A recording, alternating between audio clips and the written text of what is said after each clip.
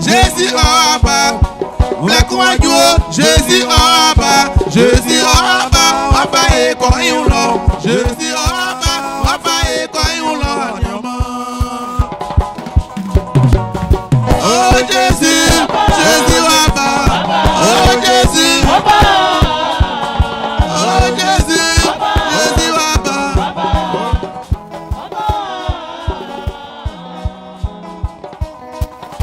Jésus Abba, Abba et Koyulo, Jésus Abba, Abba et Koyulo.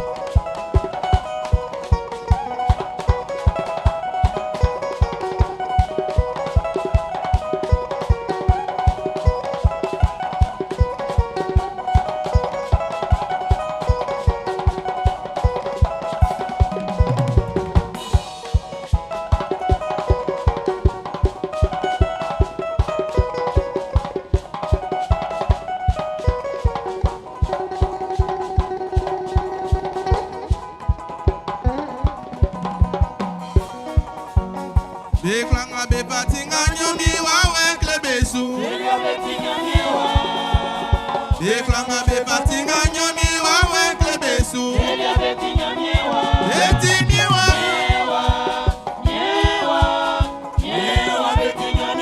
Ege beti miwa.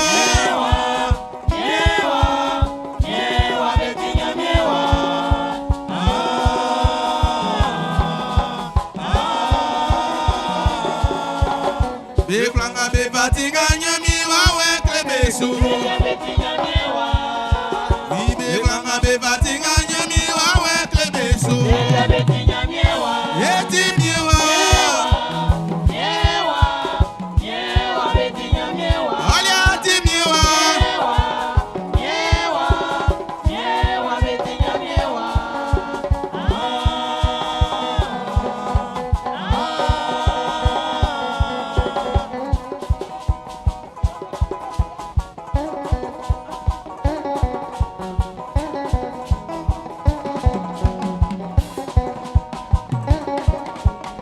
Beklanga be batinga nyomi wawe klebesu.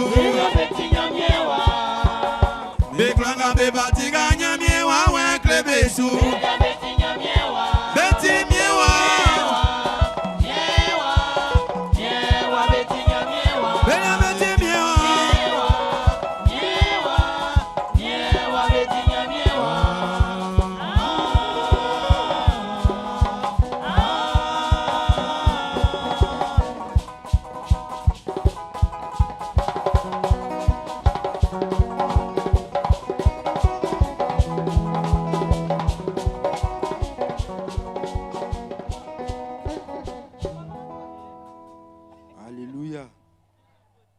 Alléluia. Et là, il y a un Jésus de nous.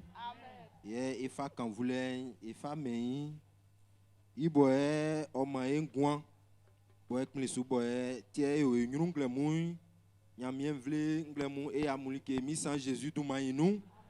Et c'est que anyanga botia et bali, il donne yewa boye, oma et c'est que ma et croit ici et un, y ma blessoin, ma quand vous voulez oyo nyamien lié, ma et croit beaucoup les nous et jasso.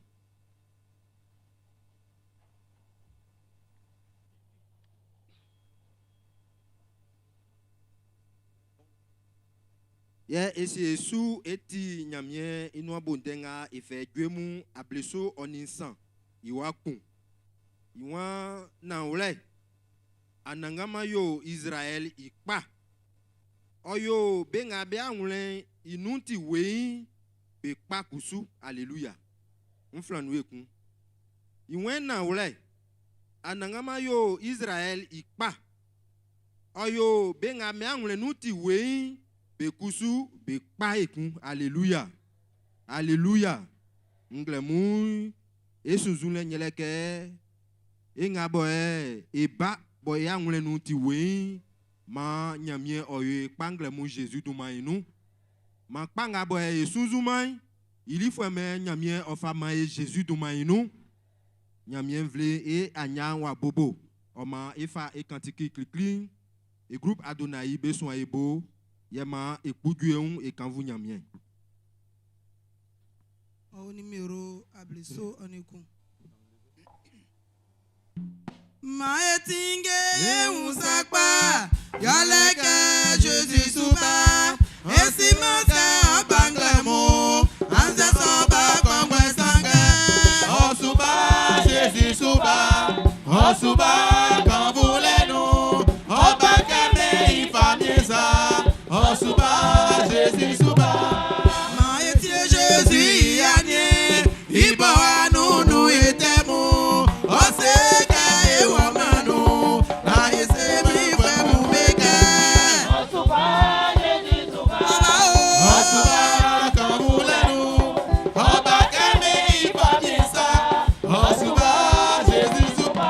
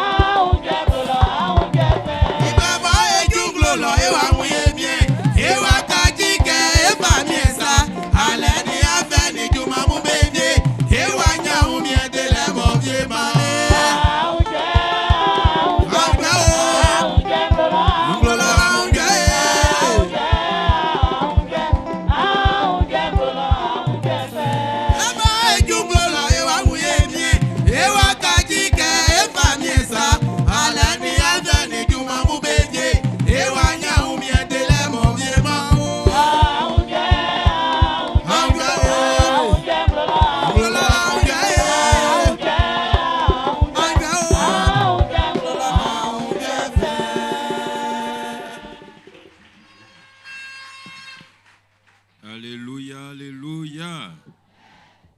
Anangama nyamien pri makan voulait oyoli titi Jésus du manu. Il a oase afin okulolenti dan. Il a oase afin o envoisilen otidan.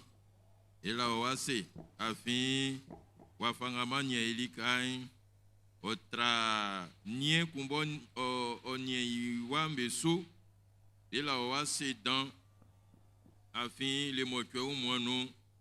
Que garçon au fion, que tranché au fion, et fitele, et ouloule, il croit son, voya fait son famanio, il était là, c'est Jésus du manou, ma quand vous l'aignoliez, afin à maïe à tinque et tranognou, et au oswanu, que et suo, et au oswanu, que maman, et au oswanu, que ni wo, et tranlikaule.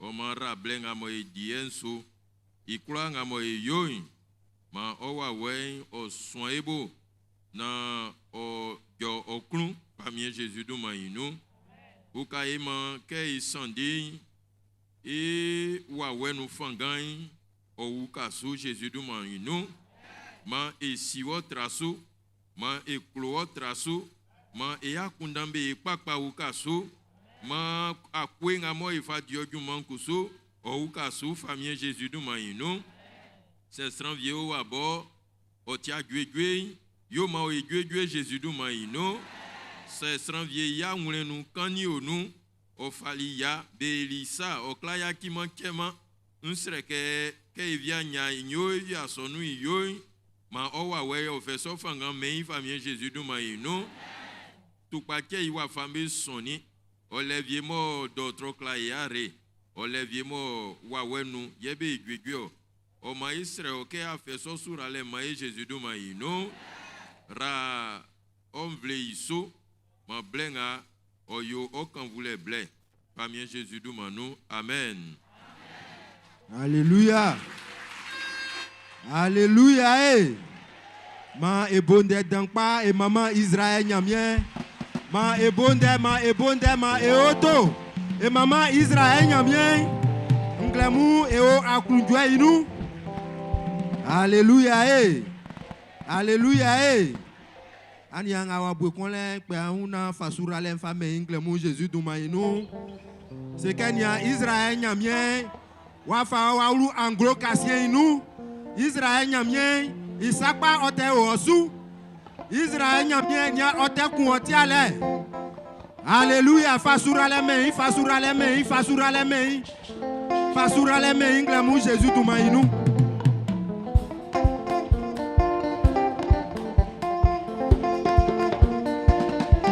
Amen.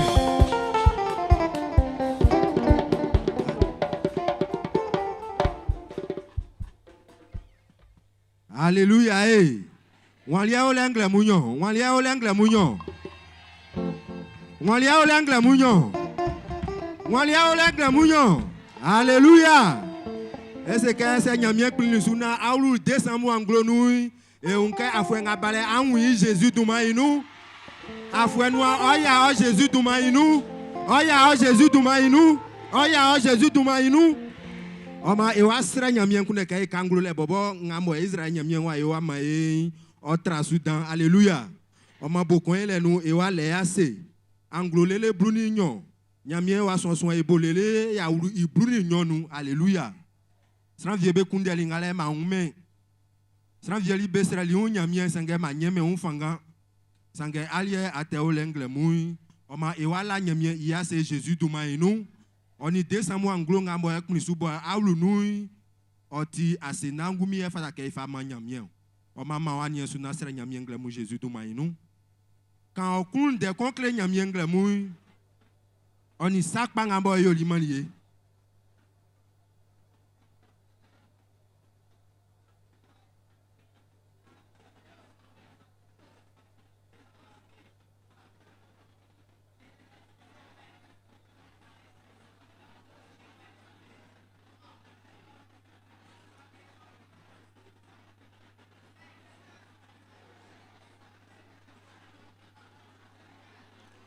La nyamien se. Ma ela nyamia sengle munga. Nyamia le motue oyamanzra fuengba sange anglo lele bluni nyoy Israël nyamia y envoie si les nouma oya o ma ele assez.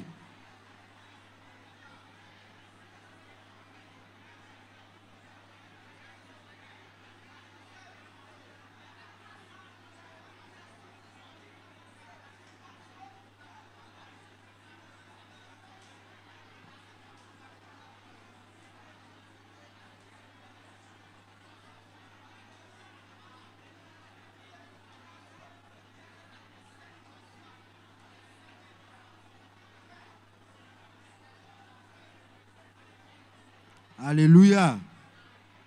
Et quand il y a un bande, quand il y a un sou, et on a Israël nyamien, boti krofo nyamien, il sous le nous, il y a les die, il sous le n'y a les eokpa. Alléluia.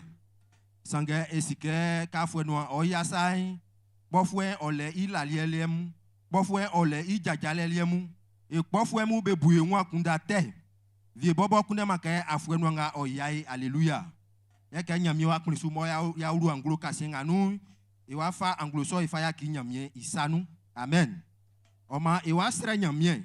Ya nyamie ngabo esre otaka dwemu nde trenso eko wa bruni nyon. Nde nwe nyamie ti jole di fwe kun boye odi na ole. Sange onisate yo fwe mu jranjrama. Alléluia. Yele ke benga bebu onwa kundate Israël nyamien onimbe jranjrama. Iwa se sate yo fwe nyaki. Oyaki ma ite iyole mlomloi nyamien si itoko fi. Alléluia. Yele ke nyamien le lali e komboe osi. Otwe unta inusie. Alléluia. O mangle mu asre nyamien kema otwe itoko fi. Osi itoko fi osi okpofwe me un Jésus du mainu. Ngabo eba bobo ke afwe no ngane yao anze ma sat nu ngembe saki ma nyamie ojao be ungle mu Jésus du mainu ma wani yesu na sere nyamie nkune ke sa ko kan de pele ko kre nyamie ngle mu ngao ye ke ko ina afwe ngao ye wa e maka afwe titili ensa sanga ma nyamie odi duma ko ma o.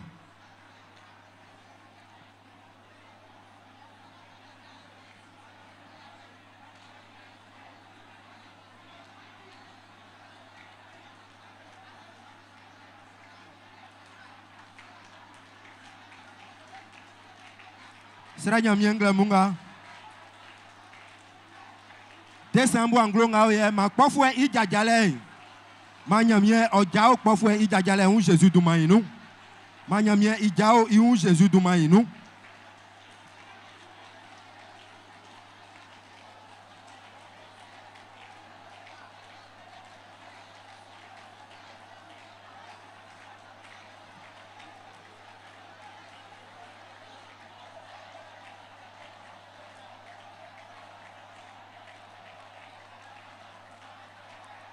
Alléluia. Alléluia. Et si Yesu, ya etindenga oye, yele ka ete su esre wa mesu, e ko iwa bruni nu no. Iwe kun vifwe, wabu abole ninge yole yakunda wa sie. Obu sa tetembe yole yakunda sie. Kwe kun iboy ogwama ke ofasunzunsa. Alléluia. Wa fanga bo ebe fabulu wa kunda be sieli. Ngle muna klisundama ibo ngwa ke ngabe fasunzunsa Jésus du mainu.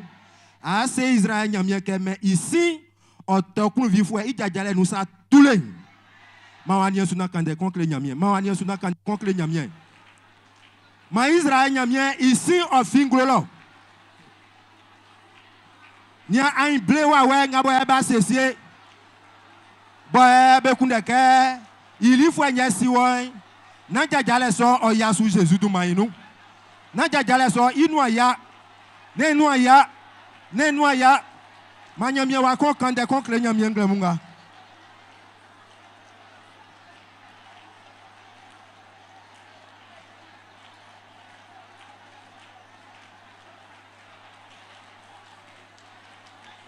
Ibo gwama so.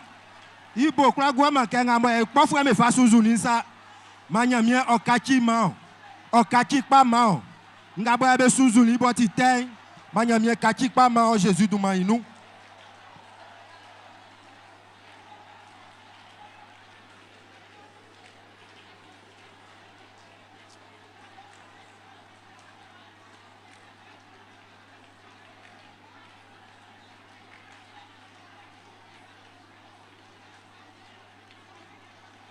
Alléluia.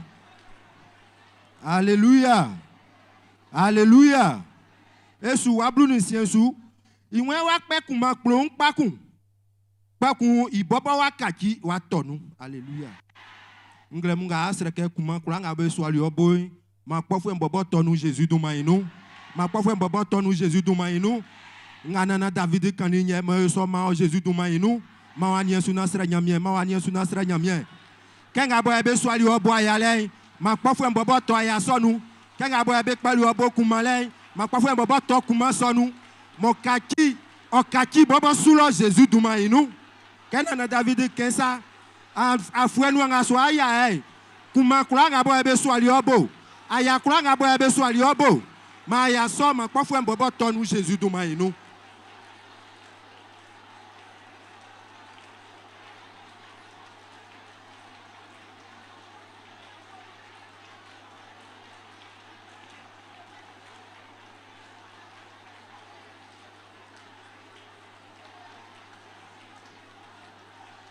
Mais clou visan oto bobosu oto be bobo besu ma Israël nyamie okachi ma Jésus Christ moja bo gwalinti oti de la moja.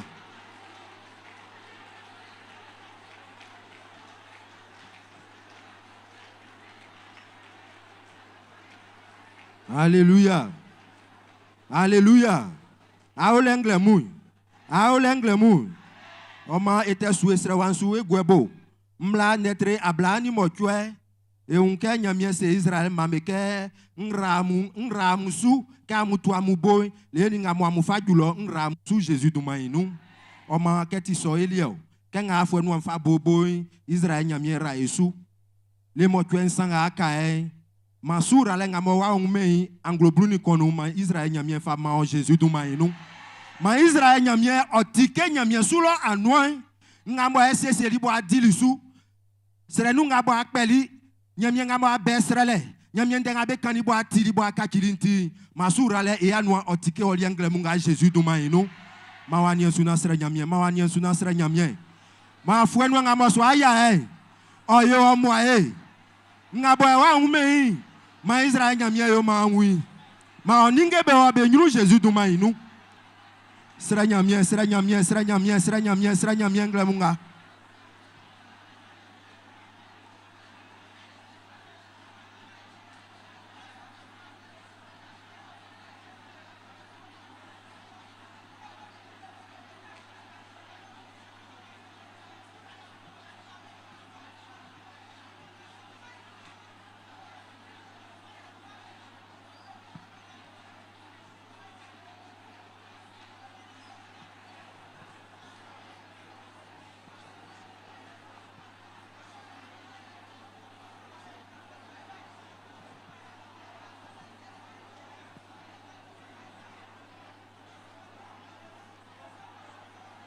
Ma quand voulez oyo Israël nyamielie sien ma ekla e kan etia sele ye efaye nyamie srewa et si klo nyamie ba soma pochunu ba sa fuma onu ba sa fama wase sangabo owajun asinu ngamokusu waju onyamie asinu ati nyamie ba atingumi ikulanga ba ekani isine akan ekleon adumatiri isina ya fa enwana ya ijoya kleo esreo ngaboti asamia ngaboti saya abo kpofe wa jajawa sie wa vient guansu mais timi ni croire to et mieux Jésus-Christ du maïno ma e kwakwa e wurua afwa ofle no nia unjue e mieux Jésus-Christ du maïno mieux kwakwa o eta ko enyunu tingaye na ka sandi nia unjue na kanvlen oyolie Jésus-Christ du manu moiso amen. Alléluia, alléluia, Yenka ni asura lenga wanye inti abunda pa mama nyamye. Yenka auto pa mama nyamye. Yenka auto pa mama nyamye. Alléluia, alléluia. Nya pe a un bwe kon laisse anya ke sura lenti olia Jésus du maïnou. C'est que nya alu afo ofle nous sa fon. Alu afo ofle nous sa fon. C'est que sura lenti amani wa lo melie. Alléluia, ma bonda et maman nyamie. Ma bonda et maman nyamie. On y quand vous l'aime fata, on y a eu l'aime fata. Il douma, on t'y dans, et on l'a titi. Alléluia. Alléluia. Kaya nyamie, on s'attend dans son mouvement, on y maman, on y a sénan, et on fata. Alléluia. Naketio. On m'a essayé sous, Dieu mou netre à blanglan, on y nyon. Iwa nyon. On sait que anangama. Sembe mama oi oni fata wabali ke finu ma osin sebe tojwe be bobe flawoi isuo. Alléluia, alléluia.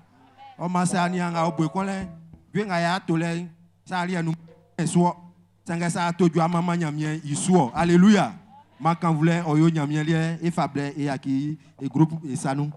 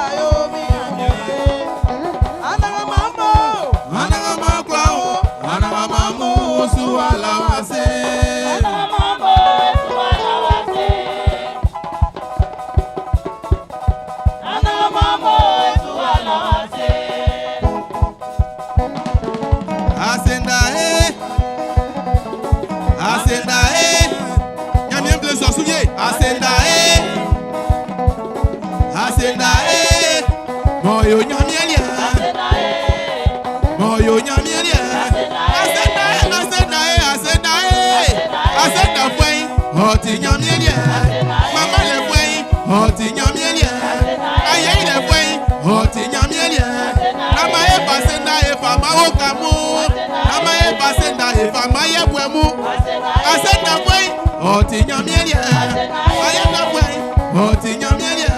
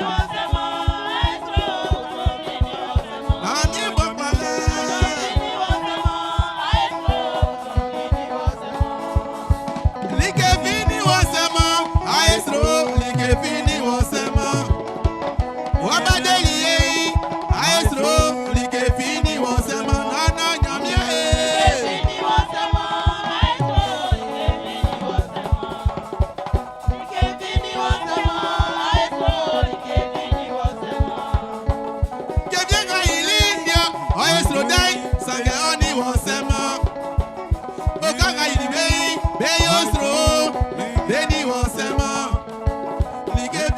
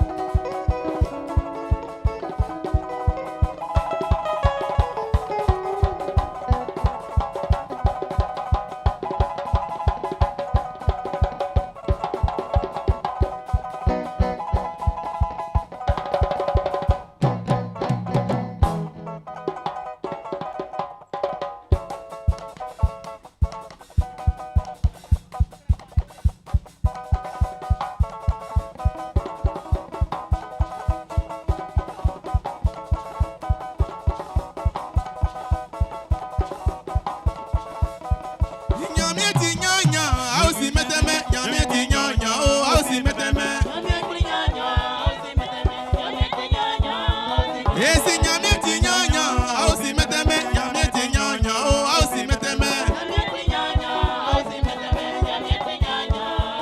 Nyamie ngaba esi, oh, au si nyamie ti nyanya, oh, au si meteme. Nyamie le kwale, oh, au si meteme, nyamie ti nyanya, oh, au si meteme.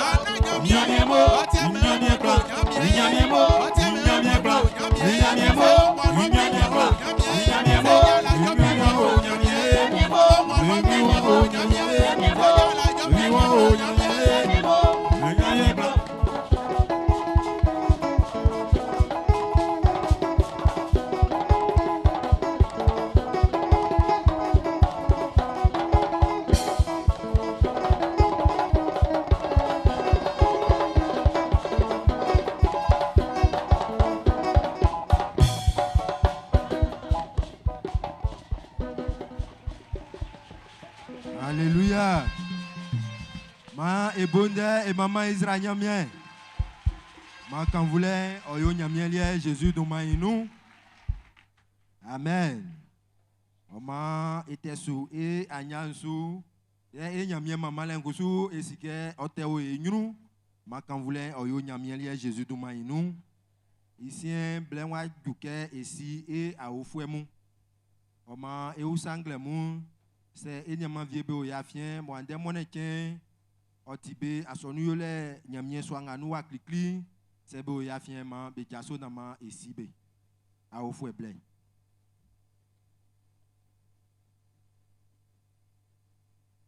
Eusa ekun se enyama vie o ya fien be kani nyamien de be kleriwo atili oma akpili suke afangwan ama nyamien yenglemu awo ya fien esreke ajaso nama esiwo ekun be gabo ebe ba be te kokole sebo ya fien ma be jaso nama esibe.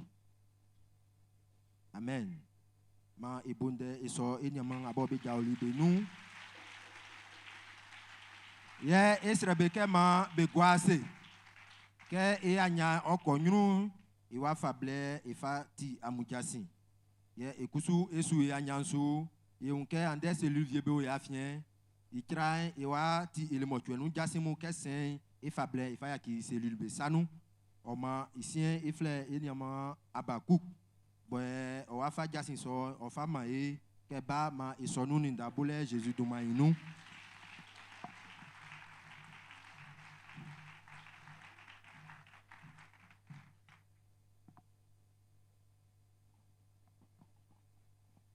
Alléluia. Mesini menimu nglemu nye amukla amuninge emisa Jésus Christ do maino. E unike angolongo sin la inu enyamu bokun la inu e kaleli. Oku ngabo wa boyebo ikun enyamu ema boyebo. Esoti oti akunje ila nyame yasi. Tiens ma esu ejasimesu kana yasu et fleur et baba ngaboti asonu secrétaire général de kan owenwa okuneke okoko klenyamien vlein isoti ko bay ma iswenu oninde.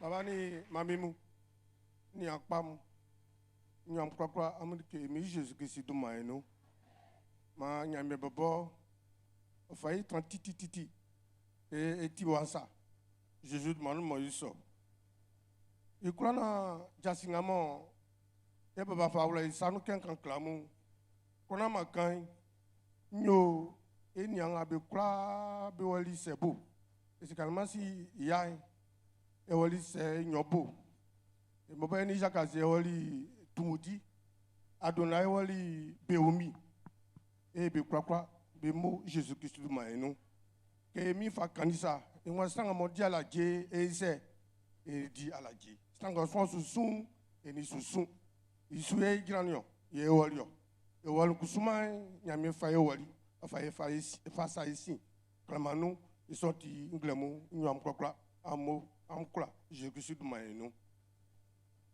nde inyosu yele juma kan nga e di asonwa yele ke baba palkura ya sonu asigamo asonu takasu asonu asion le mafua oni fatama ke me ti Christ fue ya sonu ya sie le mafua isoti wa fa juma so fa wala misanu eso eduma ediwa depuis 2015 nous 2020 ba ya sonu so i asie o ti asie nyon i kliklisu enyeni 2020 inyosu baba ni mamimu oye mon popo c'est moi kesa e kafa kuso kenya me dumo enyu be ni kekun chenga ole o ise o tule alléluia mais mama ya mi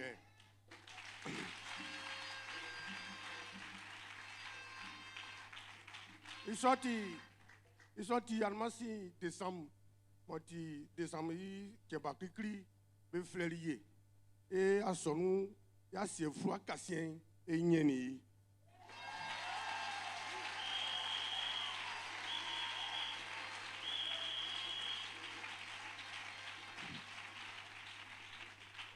yeah asonu François Befley ACD otike gouvernement wafa asien wafa otike boyelie eni Israel chanuku inyosu ele eswangamo etweli bele swa kusumani Kebe ça, on fera kebe manfoua. Il bloc famille fleque certificat de mutation de propriété foncière. Kebe ba kradanier bali, il a fait ça du mansou. Qu'est-ce qu'on aussi là, be flélier. Et qu'on toli sipim, pas toli soit sipim san. Que qu'on toli sipim, et on est heureux qu'on y note un. Que qu'on y note un franchement of amanier. Yo yeah.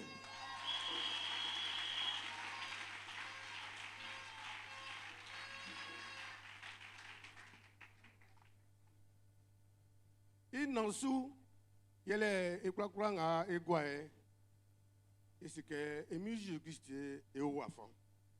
Donc, à sous, il y a un ballon. Donc, à sous, il y a un guablo, monsieur Béni Moité. Donc, à sous, il y a un monsieur Béaffaire. Monsieur Elie, il y a un petit peu il y a un enfant. On va dire, il y a un nion. Et sous il y a un mien. On va dire, sûr, il y a un fait le roi, Jésus-Christ, on va Élysée. Enfin, Thierry, ils sont à Emansi et au décembre. Il a dit Noël. Qu'il fallait titi ça. Et vous savez, souma, mon calé titi. Ils sont dit qu'il fallait titi ça. Et il y a un moment enveloppe. Donc, 24 ans, il y a 30 sous. Sans coup. Que Jésus fatigue, enfin, mais il suis enfin. Il s'en que faola, fagua non, facile afi esike e baba krade nwa ile ko ba sa question kuma kodoku sans kuma kodokunyo sans kuma kodokubru comme pas non le ba non Jumanga Jésus va dire va mort moni fatain moni ya bien fatain yo fara ke e natiso so ti ya chama enveloppe Noël dia nous a ma se fait carton que a trahi sous mais il fait son croix, il fait blana et si et nyami ouye. Ndengamo ba we fa ma minglemo ken kankram yo ye. Ma nyami raisu Jésus du maeno.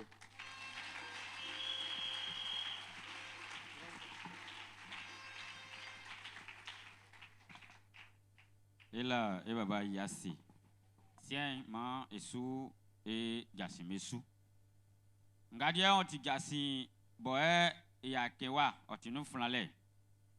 Koko yona benga boye beti angboti benga boye beti aika benga boye blengo we nous c'est classé anglonga eu nous boti décembre anglong et unke affaire au besung koko yona ya soin bebo et ya ukaben et bouli akunda isoti nglalenga mo ekpeli boye e flei affaire sociale yo ma une tonya mien vle que benga boye a sonumbo ou be alo ino benga boye be diguma a sonu wafan bo be vle groupe d'activité oni benga boye nyamien soin osumbebo que be fa be satili ke be vama na e fa soin benga boye boli be dumalen bebo iso blen ou le isoti be a jiflua que éclair be duma be klanga boye be a nglen soin bebo osumbebo ke be yuson nge Fria ou les femmes, que à son vieille,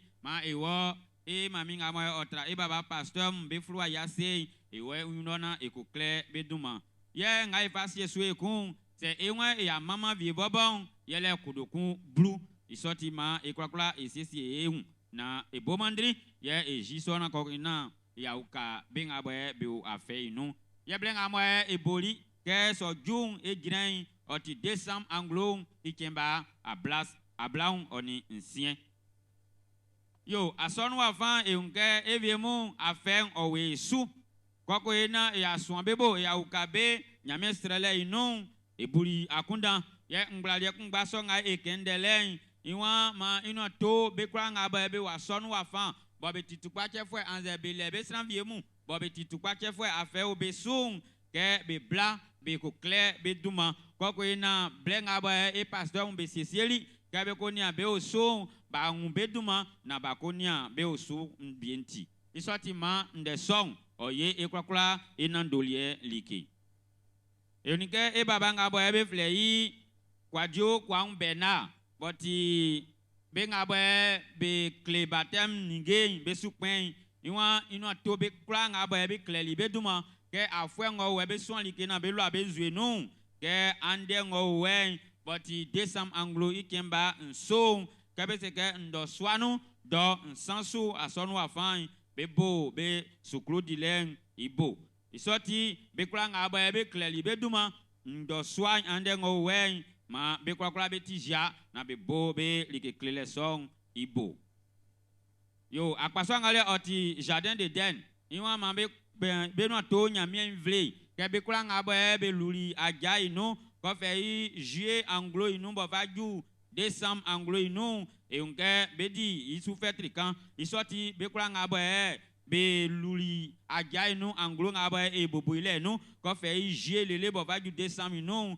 on va la ke be tani sika kutokun nyon pona blanc ye kokun be di fetri song likalwe isoti be kula ngaba ba lu aja inu ma nde song oyo be nan dolie liki yese ejira kusumana sa sonu vie ma ewo jangwalo be vie me olofan be klebe duma ewo ekokle eduma olofan ndalwa akpaso ngaba owa sonu inu afan e unke bokun ile inu oni e maman pasteur Kra Joséphine be sesieli ble bo be tenduma ke aloko parti e unke ble so ngabe sesieli o anglo nga we inu ikemba ablaun oni kun ke asonu inyonsu vie ye be ja be di kensono ya kenso inu be stre nyamien be soin like ko kun be keke like be fa kan be noa isoti ndalwa mu ke bo e ambuli akunda soin ma oyo amu nandoli like na bokuyele inu e bla e adi nyamien iduma so enike koko ena e ai mlanyi e ai mia nyamien nyru e buli akunda ka ni fara ke e lwa yon klema na e aba emi Jesus nyru isoti anglo ngama e onuwe boti décembre ikemba ablauni na bo ikla isi boti noeli kien e unike esesieli tani viemu boni fara ke e fa bena e fa e lwa yon isoti ke nia nyaman sulong be kule ngaba be sesieli ye o le fan se wa ken ya ni eli enu na le e viemu ke ko tran lo lobo e buya kundan e nwen le isoti ma e mai tisu ye enia nyaman sulo iso yo o le fan. Donc, Noël, nous, on est janvier, Kousman, ignon, hier, ou les femmes. Yo, ngadien, ekpen, et on l'a. Et on est que, à son nom, c'est mal, on est du blue, ignon, inde, hier, et quelqu'un, les fleurs, bien, mon, va faire enveloppe. Ils sont tibé, quoi, ngaba, be fali, belia, bobina, fana, bamain, be fa bla. Ya ben ngaba, be kuna, be kuneka, be fa, be bobina, nyama, vieille, c'est abe, on, ben ngaba, be nia, à son sou, na, be fa, belie.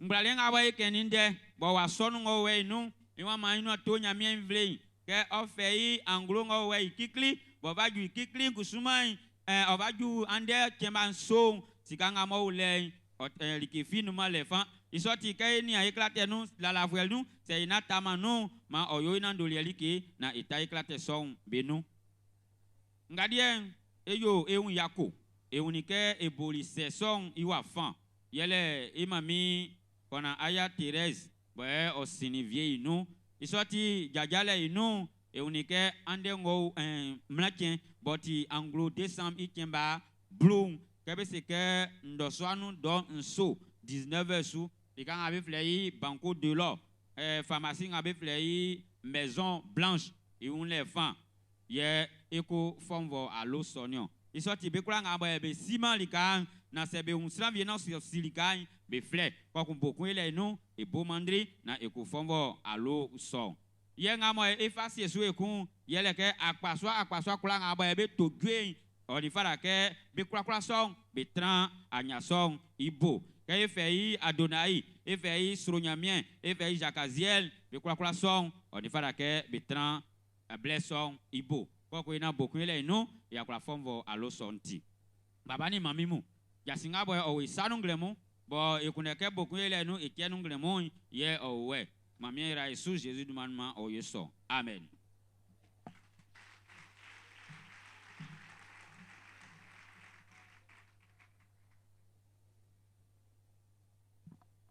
Amen. Ma quand voulait oyo Israël nyamien Jésus du maïnou ya ke fa kanisa e onke ande e cellule bio ya fien comment e wa fa blesso e fa ya kibesanu e fleur et cellule morija on une cellule Sion que ma be mantawa que beba et sobenu onindabole Jésus dumainu ma bonda et sobenu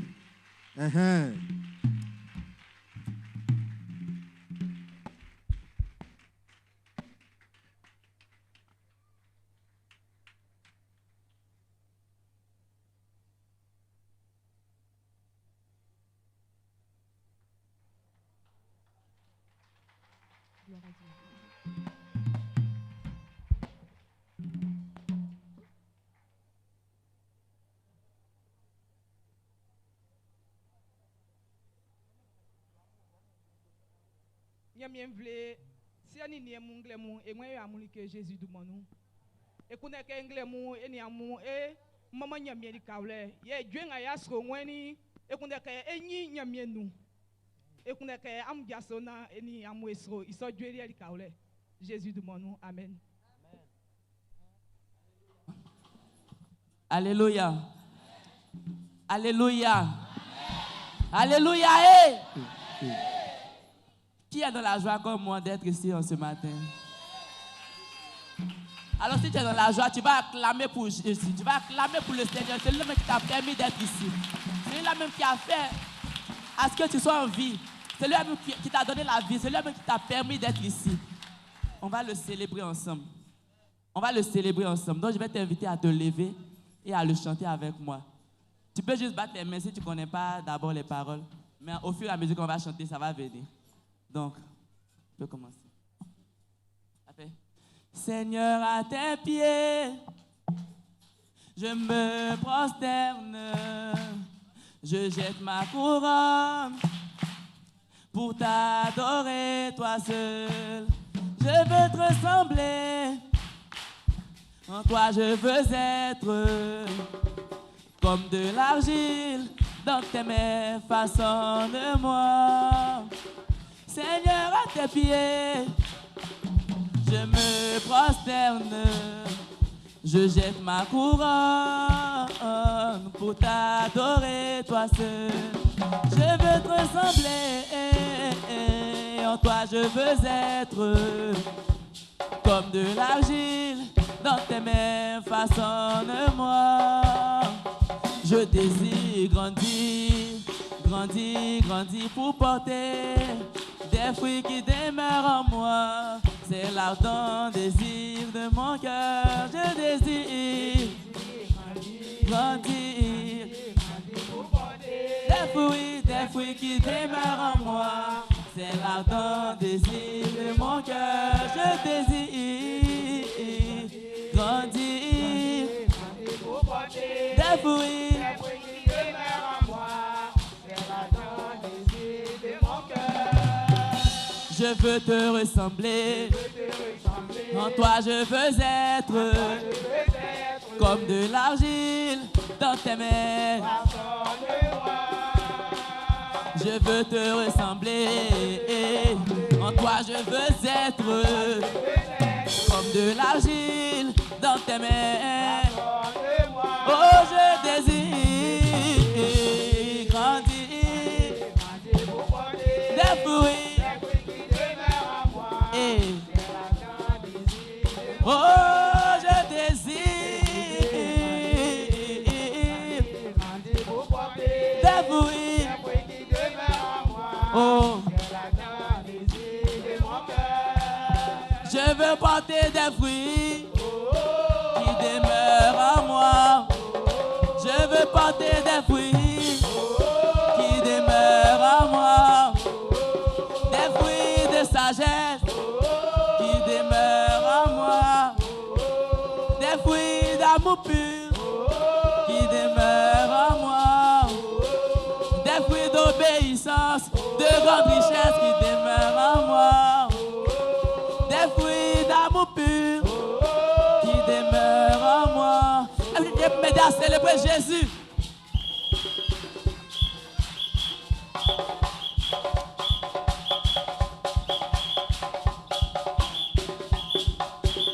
Tu peux faire mieux, tu peux faire mieux, tu peux danser pour le Seigneur.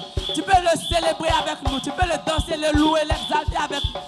Tu peux danser pour le Seigneur. Tu peux faire mieux, tu peux faire mieux.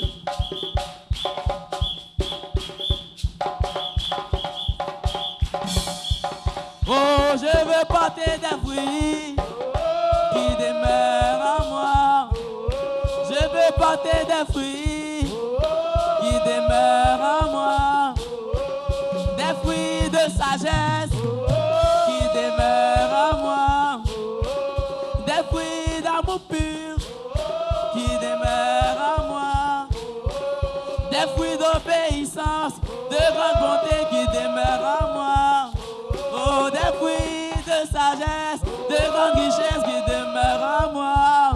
Oh, je désire grandir, grandir, grandir pour porter des fruits qui demeurent en moi.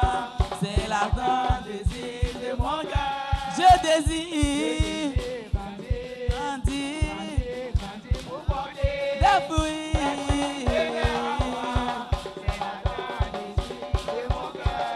Oh, je veux porter des fruits qui demeurent en moi. Je veux porter des fruits qui demeurent en moi. Des fruits de sagesse qui demeurent en moi.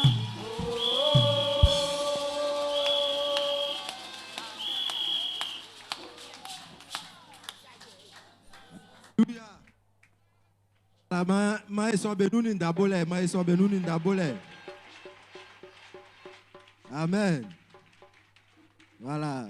Anglonga balole ame bu baule nu due yangu navie. Alléluia. Ama tuwe bo ama klai sange abidjan wa ole be kula beti blofo Jésus to manu. Na fisuke etili. Amen. Alléluia. Alléluia. Saole sakanania, yesakanania. Alléluia.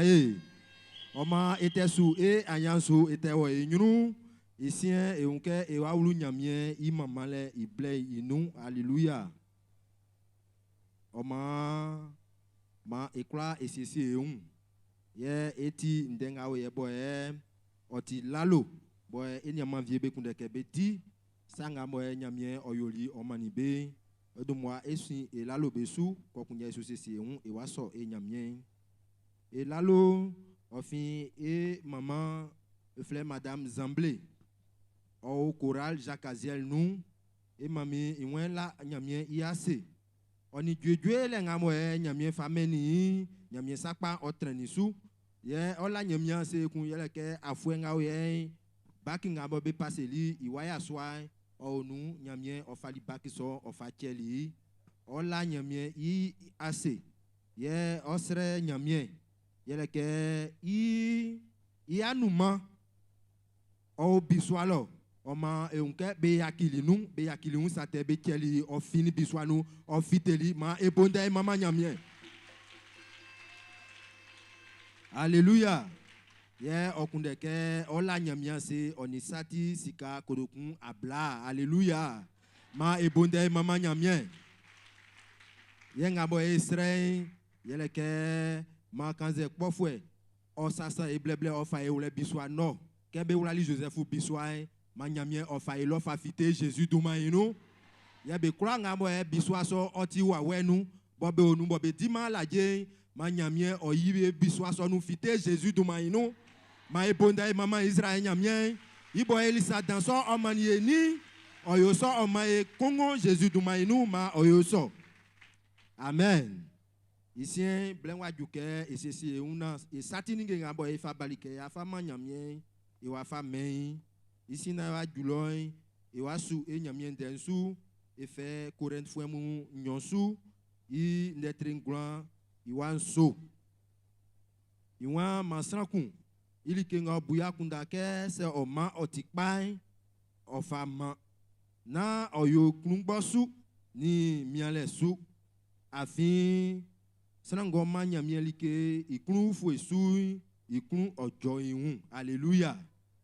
Blenga mo ekenso nye enyamamu befa gbogbo mbeba ekenke gbogbo ngamo enyama blamu betranu le iso gbogbo inu ye efa echelemu ye efa gwa ye ngamo enyama ya so abe jinesine le efa eblusumu efa gwa eunke echeli duma tretre bluni nyoy echeli sulike oma ongabo afali duma tretre bluni nyoso iso enveloppe afa bali akwafa yi gbogbo sonu ye jasin boleli nga boy kani e on kanu ma si monnaie oti kasien sanga stranvier e wala fililia awlo o ma nte sa fa bali akwafa yi gbogbo sonu Jésus duma inu e se ke masana kon ofe kelele ma ekura e jaso e kan etiase kokun Israël nyamye ke ora kele son sumai ma ifa kele mu yaki nyamye sanu ma Israël.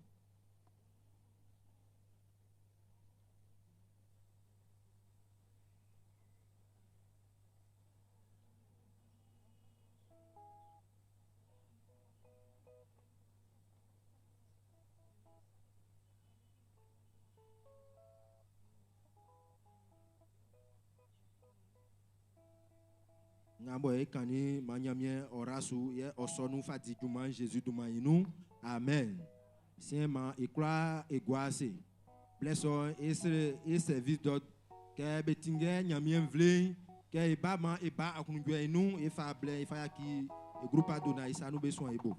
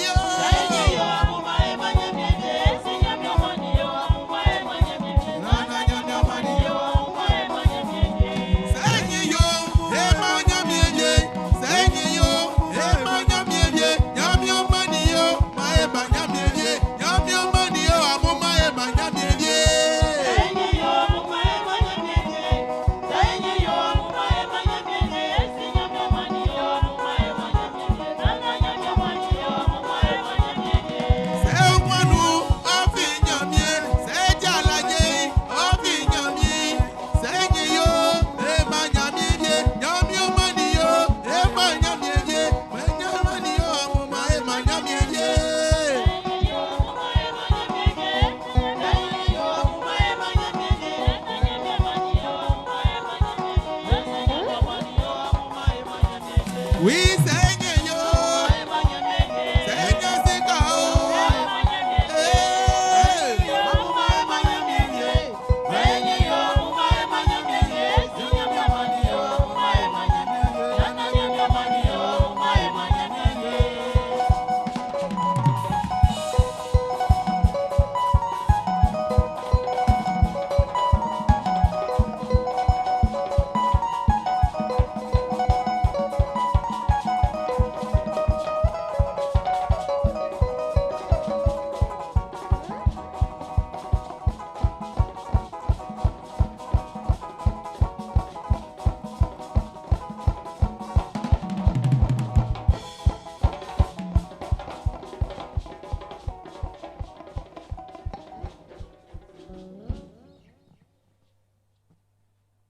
Nyamie ba sisa kwakwan.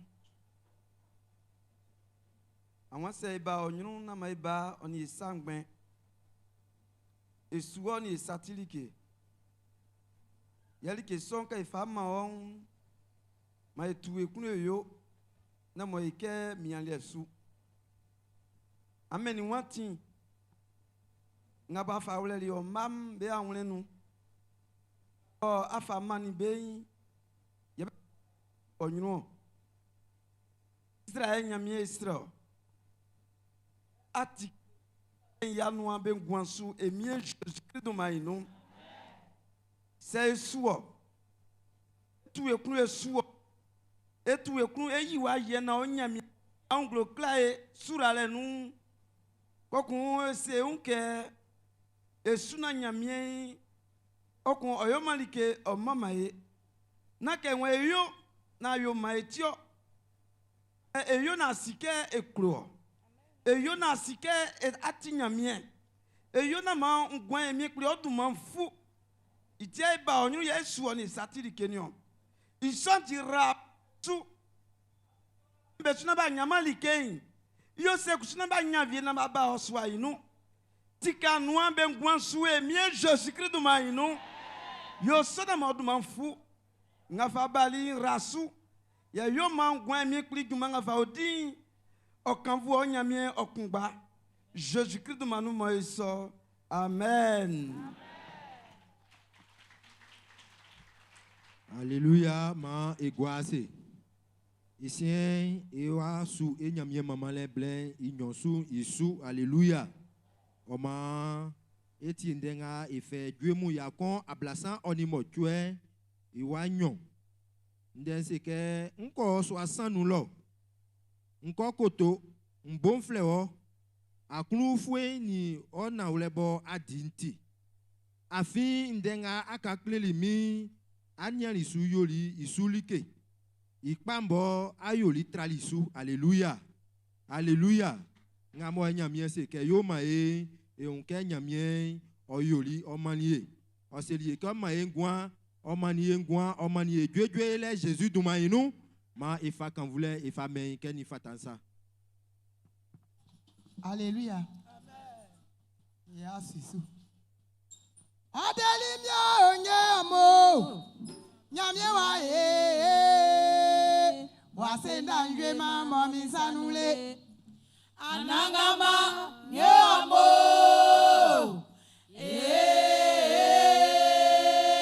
wa senda njwe mama misanule adelimia onyamo nyamie wa ya satobwa baba wa senda njwe mama misanule anangama nyamo wa senda njwe mama misanule c'était bête strali kao na c'était bête stranene wa senda o baba mami nyamo sika kwa ni jete ufwe mami na jetio sanga fami nwangbe wa mami nga beboli mi se sanga emie Jésus du manu anekete kwente di baba wa senda njwe mama mi sanule nya la nu wale yeti baye kanga sagubanu baye onu san sagubansa baye onu nyo sagunyo kusu ali alajeku sanga emie Jésus du manu aneke anya eti nje mambo misanule. Anangama yobo. Wasena nje mambo misanule. Atilengbi Yesu o, nana nyamye atilengbi Yesu o, nana nyamye na atilengbi. Atilengbi Yesu o, nana nyamye atilengbi Yesu o, nana nyamye atilengbi. Mbrola atilengbi, asenso atilengbi, jenje mbola atilengbi Yesu o, nana nyamye atilengbi o. Atilengbi Yesu o, nana nyamye atilengbi Yesu o, nana nyamye atilengbi. Atilengbi Yesu o, nana nyamye atilengbi Yesu o, nana nyamye atilengbi. Nglora atilengbi, asiaso atilengbi, jebye bora atilengbi Yesu o, nana nyamye atilengbi o. Nyaina esakpa o, nyanenga suna esakuma o. Nyaina esakpa o, nyanenga suna esakuma o. Nyaina esakpa o, nyanenga suna esakuma o. Nyaina esakpa o, nyanenga suna esakuma o. Nyaina esakpa o, nyanenga suna esakuma o.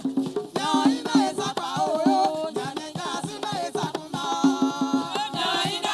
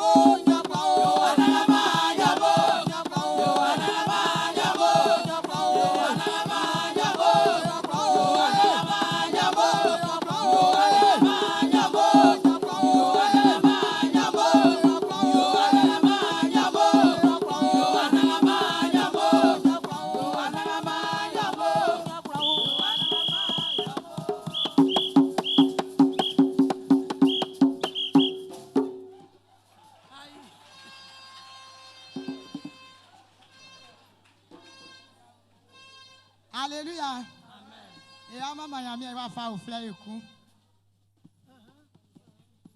C'est maman wa et adumanda iso.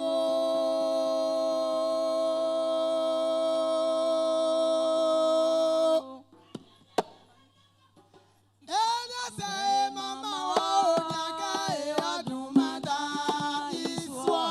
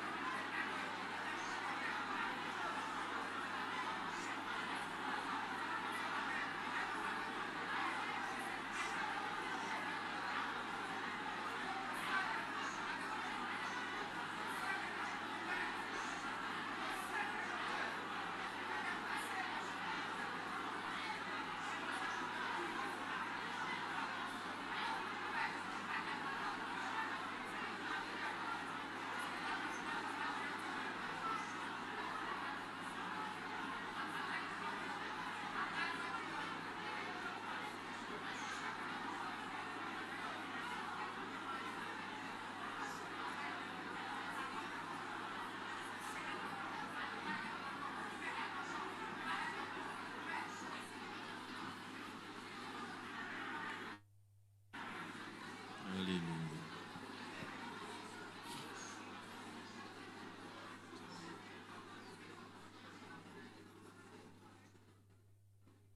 Alléluia. Ma e osu kumbanu na kanga nyamie inde. Etie nyamie inde. Alléluia. Et Jésus, Matthieu d'être un grand ima ablassant, on est ancien.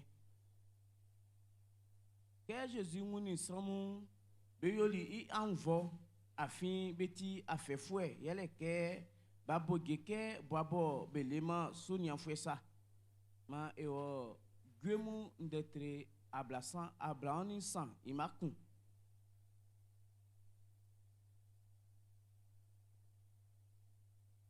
Anangama ye onia miso likefi sumia mami ikasiengo likimu d'être bluni nu ima na amunu ni ye se ole boya na se kumri osu yakima ablagwani ngwan nga bo nga mu blolo okokunde ma kungo mlininyo lele sans onwi. Amen. Et si anangama nyamie pli ila wase afien voyez ati watafwe panyo Jésus wafanga watafwe nklo ibwamu ajilinglo klelie oma olie afolio ngwamani afatolio bwambeti koko inaba nyangwa koko inaba ikpa ngremun ewo nyru ekloke etionwan den iwa fangamo enukungun ewo onyru ensreke ayiyi nu wein kle ma on den oyoke aresa na wawenu tupake ngamo owe ngwan inu o ejue Jésus du mainu enyru kole kusuma fangan ngulele na tile ma enye iso onde itiele nu Jésus du mainu rablenga su mai ikla ngamo eyoy ma owa wen ofande pamu ofawwa osufwe inwa nangamo etinkusu ya nyanu kale na eyanwule wein Jésus du manu. Amen. Maibonde ekanvu nyamie. Alléluia. Angoissé. Nyamuli ke Jésus du manu. Ma nyamie oramusu. Oyo mamu dialage. Ma amu jamu fong. Ma amu pajamu. Kamu nanting. Mamu jambe. Comment on dit léger? Foko, ifaka, ifeke, infabeni. Sangeka nanti, ma onatile nyokpa. Alléluia. Et nantile violo inoni. Okwa chonja ya si afengole. Na ilifwenyo, nranwa ke kamunati. Amunati le nyo feke, foko, faka. Manque kula na tran konfelie. Alléluia. Alors, kana e afunden so jasinyo onu mo fasi amunyu afwen asonu nga yobe Noël oni 31 bon 31 li ici sanga afwelie Noël et sous 30 et insule nglemu eyo asonu 20h kebe se ke 23h ya vieyo afin bon keli kankusmo wa keman ke won etran ye insu pambe sunia likambo inu yole o créale yemo e won e boata fo e pa mo e kula ka mu fein o ma e toi e si ke avolien de yona 23h juin ma e sandina e ko gbegbo e alombe nu asak men pa. Voilà, donc théâtre ngaya gbegbo anko gbegbo alolo. Balé ngaya gbegbo anko gbegbo alolo. Kamu julo mamba ba te Noël juillet. Maman mi te Noël juillet. Ma bakanga be tobe Noël juillet. Alléluia. Moi bien ko eso. Amen amen. Na wan ko la hein. Mia mo ko gbogbo fait tribo alolo. Alléluia. A moi unge wa éclama. Il fa blesson et à l'ombe nous et fa la mien c'est fa quand vous nyamien sur la lettre dans pas watran alonso. Alléluia. Jasi nyosu yele aiman sim monengo bae. Jajale nganya mi fa wala esanu e bolisu e kleliamu. Oma asonu otike ya bubunu akpaso ansan. Ole yaswamu, ole blamu, okon le banfle ni talwamu. Oma monengo baen, ye iboibo. Otike ntike ya noa. Kebe se kengle mu 7 heures, be kula ngabeti yaswa. Manfle benye, yaswa hey! Voilà. Voilà. Oma yaswa ngabe sosulen. Aiman si monen. Kebe se ke 7 heures et yo ya sonu lienyo. Benga mobile afwa blanan trasu. Anze ananyama afwa blanan sange bla lo wenu. Bla, olie. Oh, quelqu'un m'a compris. Voilà. Donc, et ya soamu ebo 7 heures. Kebe se ke 8h30 et avieyo. Alléluia. Kebe se ke 8h45 blamu. Blambe kula ngamo bele afwa blasan trasu. Sange sa nanya afwa blasan. Sange ala ya swa wenu. Olie onu. Quelqu'un me comprend?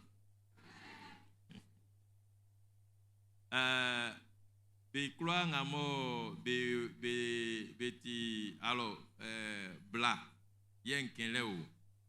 Mantike sa konsun klamu. Jumanga nyamye fa wala esanu. Ibobo yo bubu nous so ye alienga eko fakoma paswa mu ye ke ya ifa mamu. Alléluia. Oma sanvie mu bien e beli ebe won be un ke beti talwa a o bien beau sanga asuko ko kloduma banfleni talwa mbelo se like nga esuko klebelo ti banfleni talwa mbelie ke wa fanga be tobi oli atwa bi ku alienga be fama viengumu oli akoko dima oese wa lo no ipa. Est-ce que quelqu'un me comprend même? Nambu ike like nga esuele ngulele nianu nyamie wa wenyo sutinge yeko beso ka kloduma blambe no okon ko kloduma bakanga be no kebeze ke wa fanga be tofi nye oli o uka o tofi yo ayo veo o ma anklamunduma kango bada kam klamunduma lo. Amen amen. Amen amen. Voilà, moi ils ont eu pas. Okun kebeze ke 10h30. Bon, blambe vieux 10h15. C'est que blambe son très à soi. Bon, il y a ici ça. Sangue que il colle à moi oui. 10h30 okun banfleni talwamu. Il y a eu anya il est midi. Alléluia. Anyaki na on la fi. En club très assez. Parce que blesse moi pas quand e bondolo amu famu soucier ma o aima simone ani asran viemu ben nanti beba blanga mo tromper umba 7 heures bezeli ndekale non na o minde boli yo ti pa o mette nwa genou yo minde o ma e flanu o monengo ba e bobo yaswa les hommes, les femmes et les jeunes, ce dimanche. Alléluia. Hier était sous Strambedou Manclewan sous Diolenoswa. Je crois que nous avons otissié sur que bete flele ngamo e flebenso Diolenoswa ambla ma éclair amuduma anuma si Diolen Stramumbe Bali bengamo nyamie kani be amurembe Bali oma e ojumanso le mochwenga ya ulunuwe e abo srewambo nalike mo mianflanu dan afina fizuke amutili manyamie uka e so ajale no Jésus du maïno andengle mun kloke nkan boaba bengwan iwa fan samo nyamie den otike sukle iklikli nyamie de kan boaba ngamo be la tingefwe inyonsu okan boaba ngabele tingefwe okun insansu okan boaba ngabamli amen. Kei kanga Matthieu ndetring glon imable san insien. Aucun wabangamo beleman tingefu mbende. Que Jésus ni en Israël mamou. Il be wan vwe urikun. Okon ni be yon ni be fa boaba boa.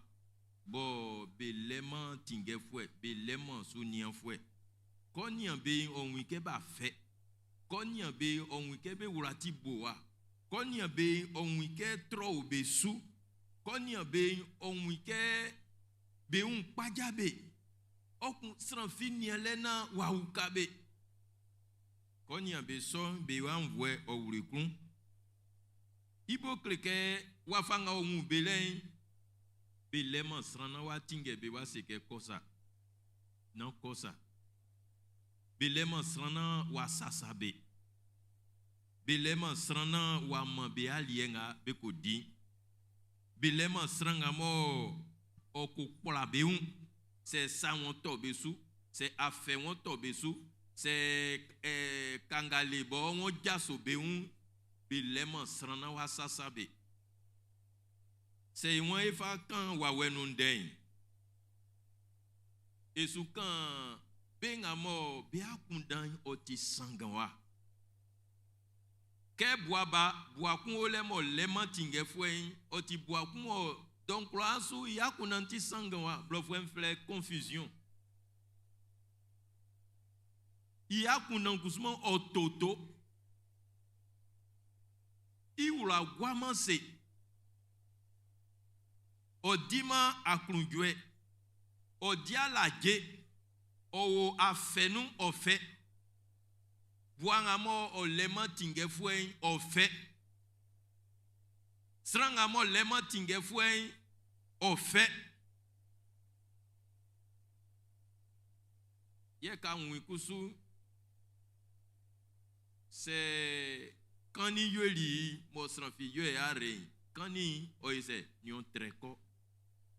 Sera vient be kani o be a ngulenu anze en classe que oui a ngulenu kani wa wenu kani o le mandima o yoma dwedwe o te ole afen o te ole ko iso be nwa kan abe o akunda ipai be sime ajale ipai be sime ngabe ko fain be wen ore yagwali enyele beni yele ke iso fue mu Bella kale ofien adjoa afin be urati ase gwa beleman sile beleman ngulele beklala kabe kanya be ngwan otisa ande anwi odi akunjwe ayima nwi wakanse ande anwi ojinglo ayima nwi ofiance be ngwan oti ase ningembe toto blofwen fleyi instable.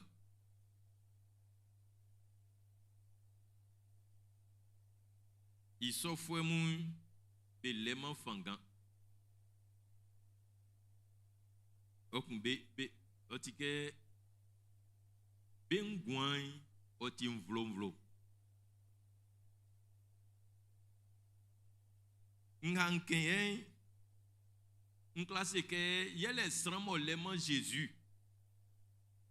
sranga mo lema Jésus otike sran otike boabo o lema tinge fuesa srango la Jésus au moins ating oko faso o kladia kunjwe o kladia laje i urati ase gwa se kanibo o ya nwurenu o wan ko ye wan re Pablo mezege kaninga oko kun wurai yo ezo yo tete afion kani vio le fan o bakebo kun sran sanga o lasran no wa e dwedwe kenken lẹ́yìn unsu kan klebe ngamo be la Jésus sanga ke nyan kenkan ko le sran vie bo ko nie sa o fa ke ingwambo nde nganken lẹ́yìn kusmotiwa o klike sranga kusu abaliwa sanga a fond mentant Jésus sakpa o dike o akundambo na ima wen ke a fongwam mwamman Jésus ko ngwanti so o dike sramo o ngwan o tia wen sa nglemu ndenga zukan klio en kloka bua kundan afin ke evie kan on verra que aboa kunana atwa jale benga mo be lema tinge fue be lema kankan fue bengwan afe o be su bengwan sanganle suku o bengwanu be wurati asegwa sange nyamienden okan boaba ngamo belia bele tinge fue bele sunian fue il y a odue d'être ablauni insano samu kangan amun ndengamo e nana David kan iwania bon que osike anan balwe nu bien anangama yoni amiswo neo nsa so miali ke fisu ofitema bon osike nti boaba anangama yo kan camion. Alléluia. Voilà, c'est un 15 fois il y a mon ouvrier qui est soukan bois bambende, soukan bois bende. Dieu n'être ablauni sain. O cliquer, c'est sans qu'on offre guan fa oule nyamie sanu. Sans qu'on o prinsuke nyamie. Oyo I bois, oyo I kankan fouin. Quand amo like nialen, il y a ce kenya like fi miami. Alléluia. Anganke lanti pao. Sranga mo o nyamie sanu ke boa basai iwan like fi miami o ma se donga o so a onyunu aklasa ke like fi miami biso unke boa be ni fu enye oli atio afin sranga mo ti boa bai iwan yo nyamie o kankan mion like fi miami kanga mo srengole iwan sre kwami kanze sunati Congo moti tun panu srefi kwami ole ka tien la flemo be fun o ka jaso sre kwanze sre kumo sre kwanze sre kumo amunwe bua banga mo nyamie isanu ile iwanzu sre kwami ole umie dole iwania o fami ko kanga igrembeti mone non na ricouché nyo bon mazake be dia ricouché o sange suse ke na ninge aba uke ninge ngabe ya fe srambe lie ongai yo lia dio yo lia leo keke keti nyamie ibua bamu monia Yesu ofa eko igre mone mbesu. Alléluia. Iwan David wan nyamie o sasami c'est mi pofu bien be jaso mi un. Ibobo yo ni be kwon. Alléluia. Alléluia. Nya ofata ke akla dilalo ke like sa won osupa mi un bon siaso. Sange nyamie o jasoli mi pofu embe un okuni mitiale. Alléluia. Wangamo be o nyamie isanu ibobo yo tingebe o. Ofa be siei atimpanso. Ofa be ko lika panu. Se sranku wana o nyamie sanu sakbain. Ninge ngamo ebenye. Onielika. Nyamie oniolika. Alléluia. Alléluia. Man, m'ti la locan avec bon, c'est bien ninge me soni. Anuma simone, ye mien soutan ni mi mission mission kele otikoto kwa blaun. Okumi le motwe mone kele ntikoto kwa blaun. Ngole mbu akunda miano afwele nyami obobo yule ma yongale. Kana ma brasonu sran kun woli ko la mien se ni koto kwa blenu. Alléluia. Oma okun nkalentan ni mission lié à blaun okun jinkele koto kwa blaun okun tile tranquille. Alléluia. Wasa kengumie kenti pasteur ntio iso ofadaka mukula nga mutien samu e sanu sakbain like fikla miamu. Alléluia. Hai keino soit kale wa double misu soit kale wa double sou onyamien woni bois modèle benio liatio. Est-ce que quelqu'un me comprend?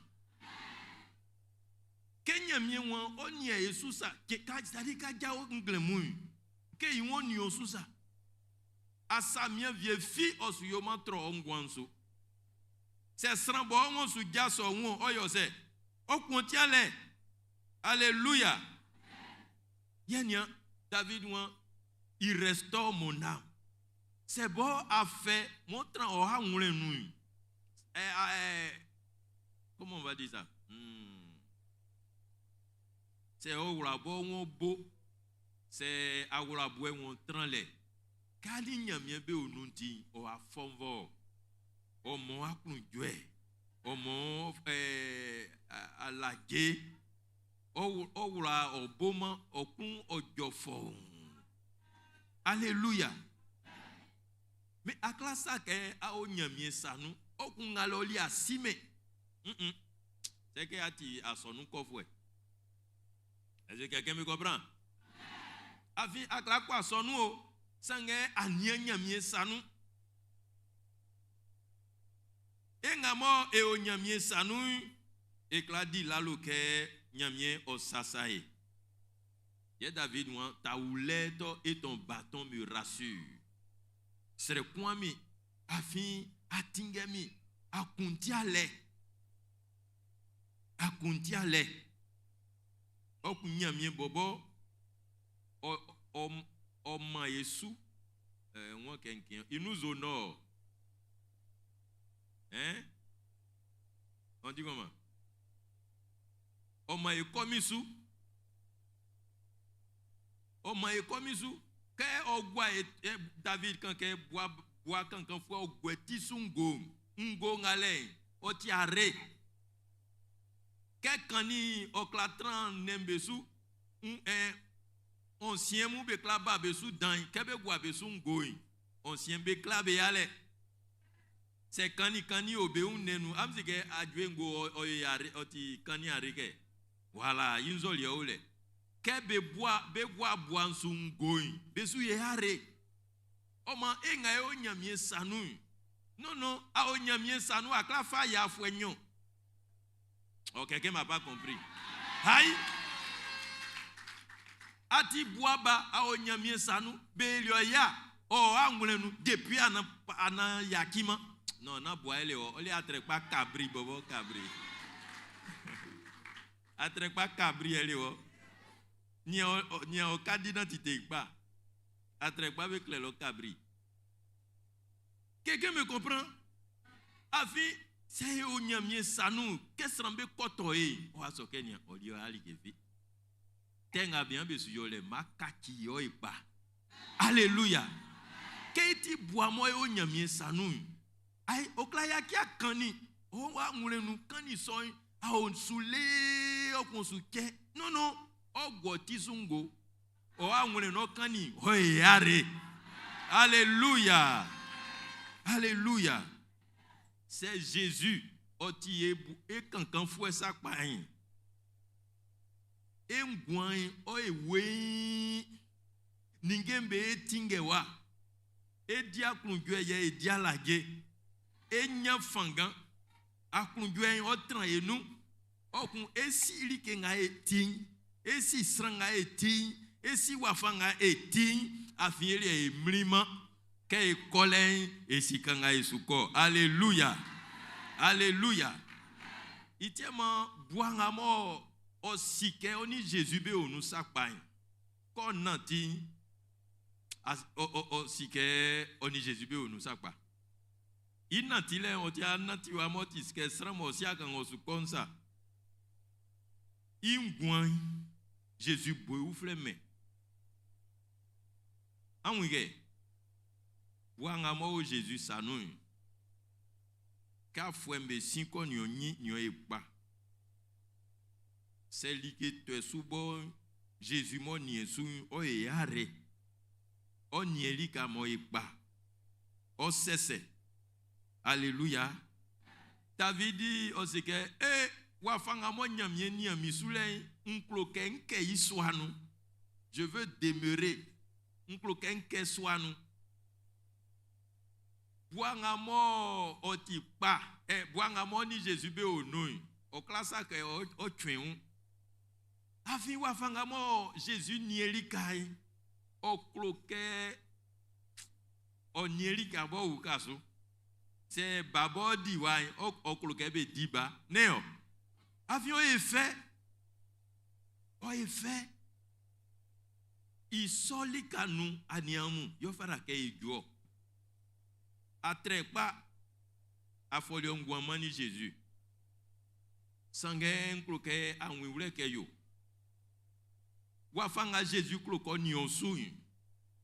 Bless mon pa nan juanu bo anan me atinke onion be nantike ibobo klonsa. Nan boata fwe fendro nde enkan. Jésus yoti boata fwe mbenu panyo.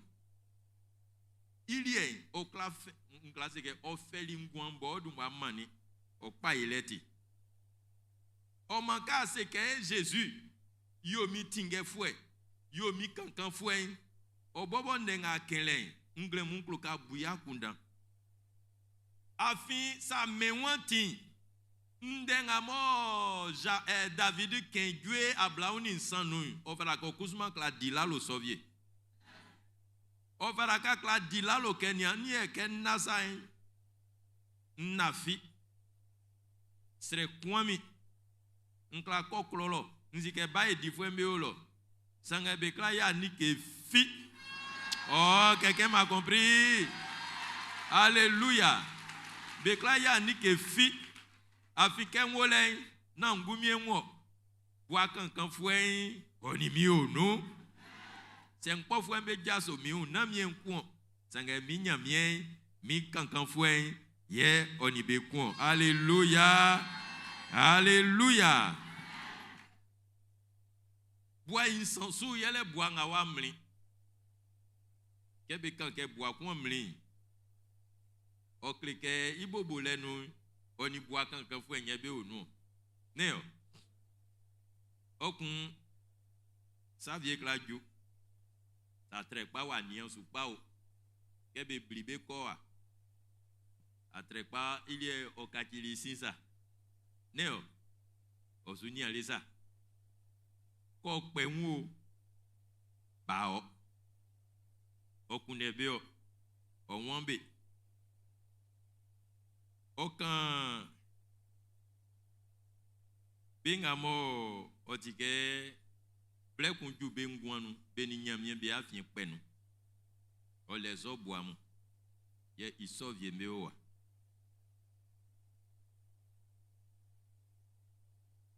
benga mo bil otike ba mlin beni boayo ngamu ba mantan sukun isofwe meowa anya anuma sincere amuke sans vieux mu be ba sonu afin be anwure no tike mone kin kura fara ke be ko sunyamie sange ngamo akpaswa umwe yoyen be li enianuku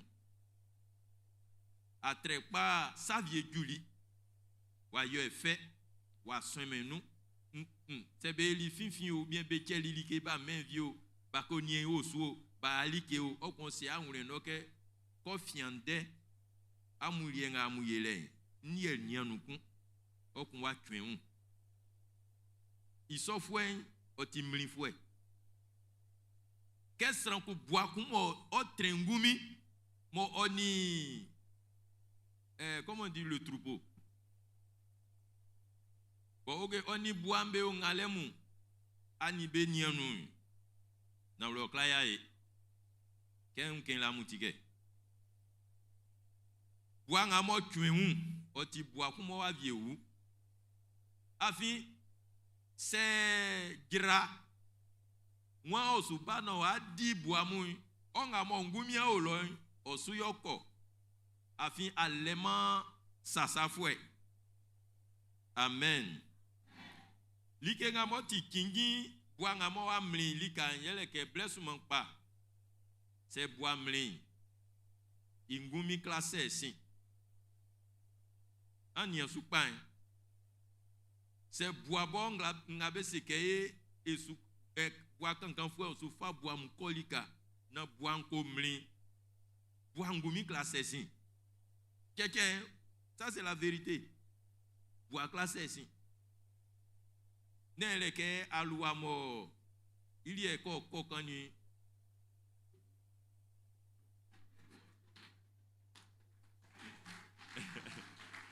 que alua ili o kokani obie kan neo voilà bois c'est bois mli o classe si nganke mbo nyamie ndembo o jinglo wa fase Jésus wan sranga mole bois ya na kumli o yezu o yaki ablanglam ninglom bele o kon yezu o koko kunde se ba o man ba ko kunde me yi o classe si amon wi kesran kon su tabwa ibu awon amri o kon tile o kon ni bu anzuba amon wi zole keje se bois mli o fara kebe ko kunde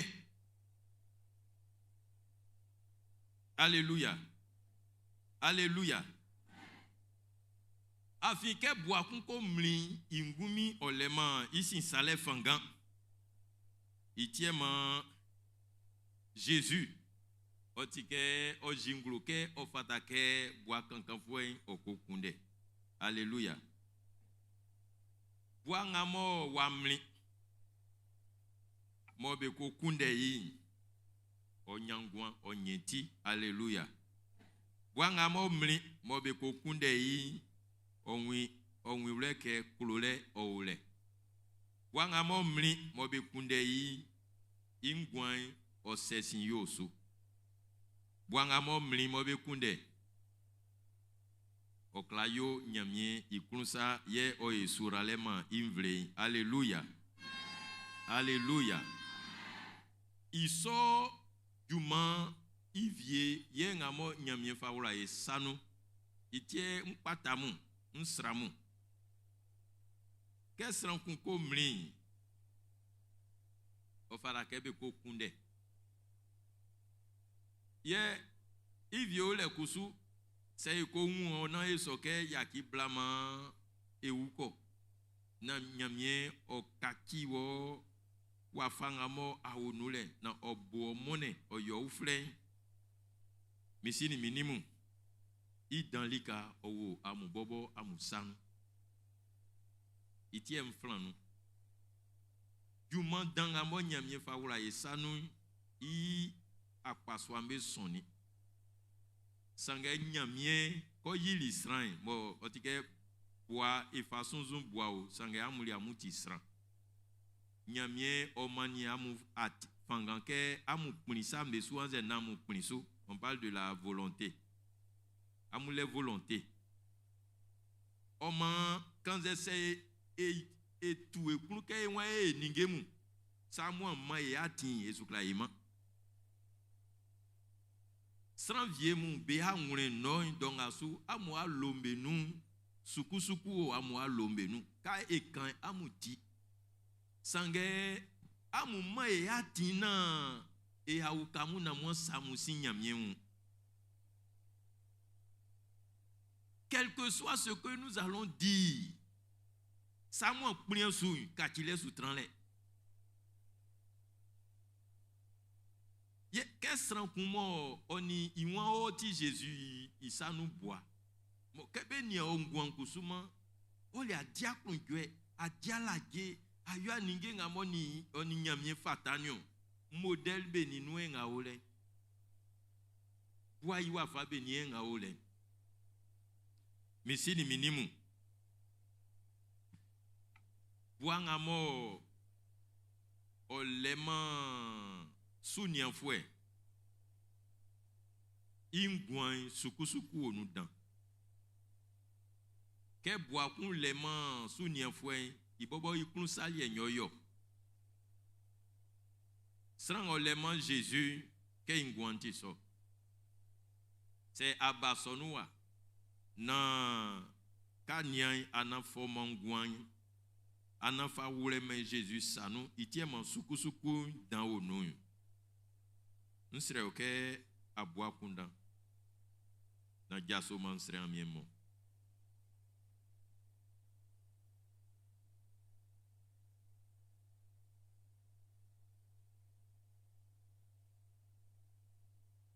kanya ongwanu sanga be wo ngwanu ka nie san na ka fa ongwan bo wa wure Jésus sanu sa pan ya so mansre amiemo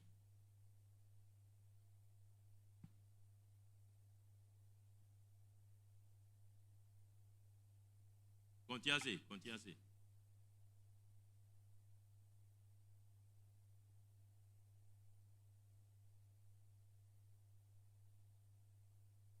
et si anangama nyamie pli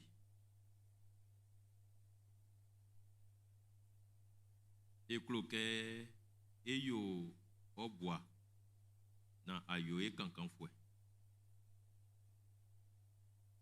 kenken son nsu seke e kloke e fa engwan e fa mo na atingei o manga mo be we mo ba jaso en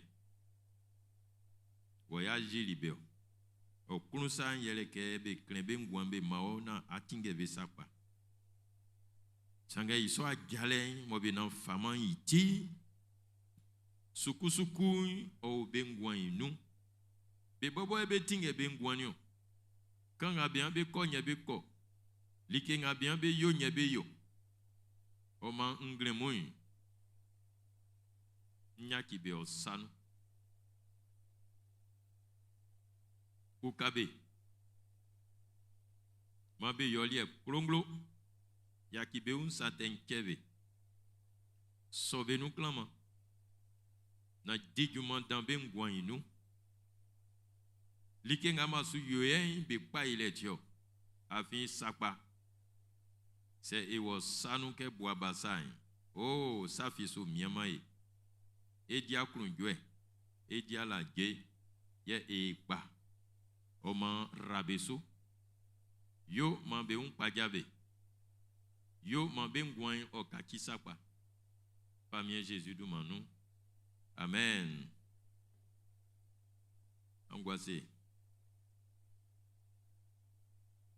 boanga mo bele sounian fouet belien nyamien obobe oufle donc kloaso sa kpangban kla jube ngwanu Sangenya mien onibe onuye onanti onibe nanti yonibe oniabe su ofabe kolika fonu oyobe gwe oyebe are nkloke ministre ku Israël mien c'est owa ngulenu kanyu onu dike kunole mo aklaya kikema o angulenu ke kanisa jaso mansre amiemo sebe lioliki owo o angulenu oti kekle ananye mfanga na yakima oti ke kani owule jaso ma ensrenya miemo. Merci Seigneur. Woyati boita fwenyo. Pa osan fasyo angulenzo. Pa osa kun fasyo angulenzo. Mama rabaka baya shenterelelebo. Rimama yama shentaka baba baralaba. Yo begwegwe. Yo begwegwe. Yo kani so yare. Wabeti sungo. Wabesungo. Wabesungo na yobe gwegwe man be un jobe fon man aklunjwe obla kan a yan tranile kan a blin tranile ande ma be prinsu ke be fubwe na be wure ase ma blesoin be wure ase ma blesoin be wure ase yebe fa ajale oufre yo ma ya soy na ma itai o timbe sukun be wala su fima sange o su krema be yale ke lansa ke o ra pin su kanin tike kun sange ko fiande kanin su tika kun kebe se ke ba kili ki ba ken o kla ke be wala fi san Jesus se ke e ma wala fi o wala su fima sange sasoy o su kremo yale kun ka buima kundan ala amianse ka buima kundan ayo nyamiemo afin omonyo kulale sasonso ma o wa wen o deguma be ngwanu Jesus du mayinu amen angwase ye buanga mo o mlini o fada ke o sesi Quelqu'un boanga ba mlimbende esu kan benga mo ande c'est anwa kan ongwan inunde ahun wule ke la wa fanga mani Jésus ben nantin o effet tracien la asre amien dans tracien la aninyamie ben nanti tracien ningeri ngamo a ebela wa wenu donc asu wa kuanse ya so mayeni o Israël inu yi yati akingi afin obobo asi wafanga mani nyamye be nanti la ni sien otike kiwa tramu afin bwe owo wo oni obwata fo emi afin otike atwen ohun bobo monsanzu kamara baba esinya mi pli obwa ngabe mli ayakiabe akloke be save si on na banyambeti nsre kasi amwe like ngamo prendre autre ni be ngwanu moitié be kweni be un moitié be mlini asi soti sate nsroke ayaki kebe soti huntule nsroke ayaki kebe se oti sasu pale nsroke ayaki kebe soti akundante bobo be buli nsroke ayaki kebe yo ma kofiande be nyambeti ekun yo ma be nyambeti yo ma be musawre Yo man be akundan su tike. Yo man be wawenu su isu tike. Na wafanga mo be tio anie ila be tie kun Jésus du maïno. Wafanga mo be lefanga la ma be nyen kun Jésus du maïno. Wafanga mo be klo la ma be klo e kun Jésus du maïno. Kanga mo fangan peliso yo ma fangan sesi. Like kula nga mo be mlini. Like kula nga mo mlini. Like kula nga mo mlini. Nsreke a yo mo pensu e kun Jésus du maïno. Ma o surale o yo ma o mamu be sabesi. Ma o surale o envoie sile. O yo ma binga be mlini be sabesi o un. Jésus du maïno. Amen. Mam ekula ibonde ila mianse. Alléluia. Masra kujaso bonde la mianse. Alléluia, alléluia, alléluia, alléluia. Alléluia. Alléluia. Alléluia. Amen, amen, amen. Extrêmement ekula e un afin nyamie kloke e yo ibuabamu.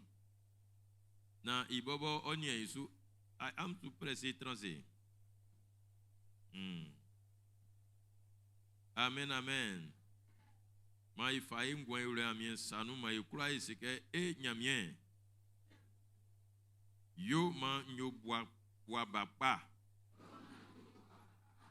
Ma nyo o bua bambe nu pankun. Afin akloke akankami. Ma mingwan. O yo olie kulonglo. Na mandi lalo. Ke David sa. Ke anangama ye onyamiswo. Like fi o miamami. Senati Congo moti ton panou. Srefi kumami. Afinya mien sasami. Afinya mien kumiti ale. Mandila lo sovie. Mamini wo enatile oyepa. Jésus du manou. Ma osurale. Okatamisu. Jésus du manou. Amen.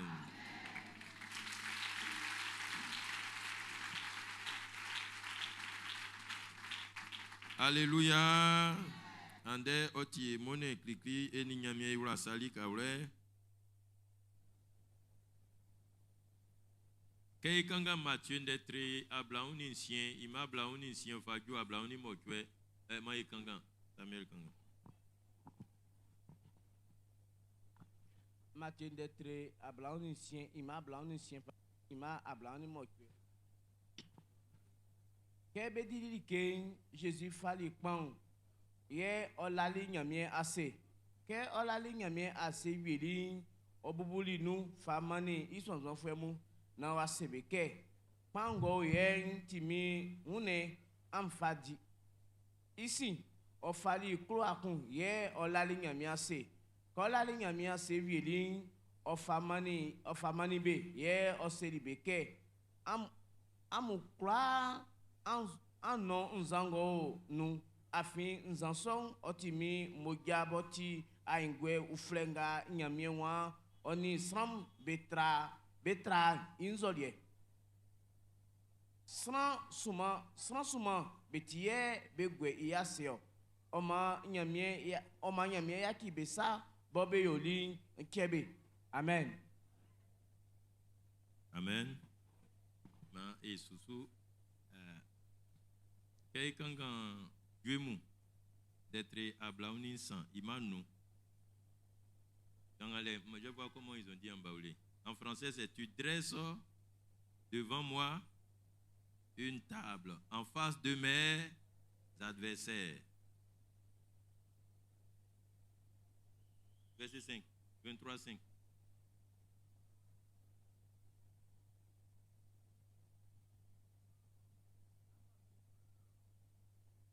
amami aliye ndi mi kpofwe be siso agwa mi tisu ngo fani. Ok, il y a un lien de tu dresses devant moi une table en face de mes adversaires. C'est vrai, Bessiso. On comprend? Que Jésus ti boit quand fouet. David ou mi pas fouet benyron assiesier allié. Allié à mort Jésus si coin. Que David quand allié à Jésus si allié sonye. Ye pas fouet benyon. Benyron yen à Jésus si allié son. Pas fouet metin sang. Pas fouet cliclin yele satin. Satin. Yoti boambe pas fouet cliclin. Pas fouet son kusu il tient à Jésus aussi établi. Alléluia. Afin satin o yoman sran o ninyamien benuti. Satin o tin sran su o fe wule kanganu o fe wule yi fifin yole nu.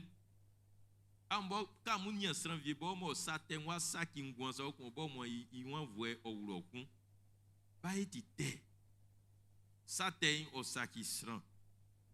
Nyamien den se que Jésus o kolali satin o ni modjan. Alléluia. Amsike tabli son nous imoja ou nous ke. Bofu enkunyo le sate. Nyamien den se que sans effusion de sang il n'y a pas de pardon. C'est moja wa guamain sa ki ya ki kele nyale. Alléluia. Oman alien à moi Jésus si len o fait li moja o fa mani koko ina sate itimi wa vie. Alléluia. Alléluia. Ça te ignon parfois ignon sou yele eune la chair sran iune oni nyamie wa wen donc kula su bekun o une o kla fo wure afe nu koko ina nya oti itienga Jésus yo tabli nga kusu nga sran kuti. OK.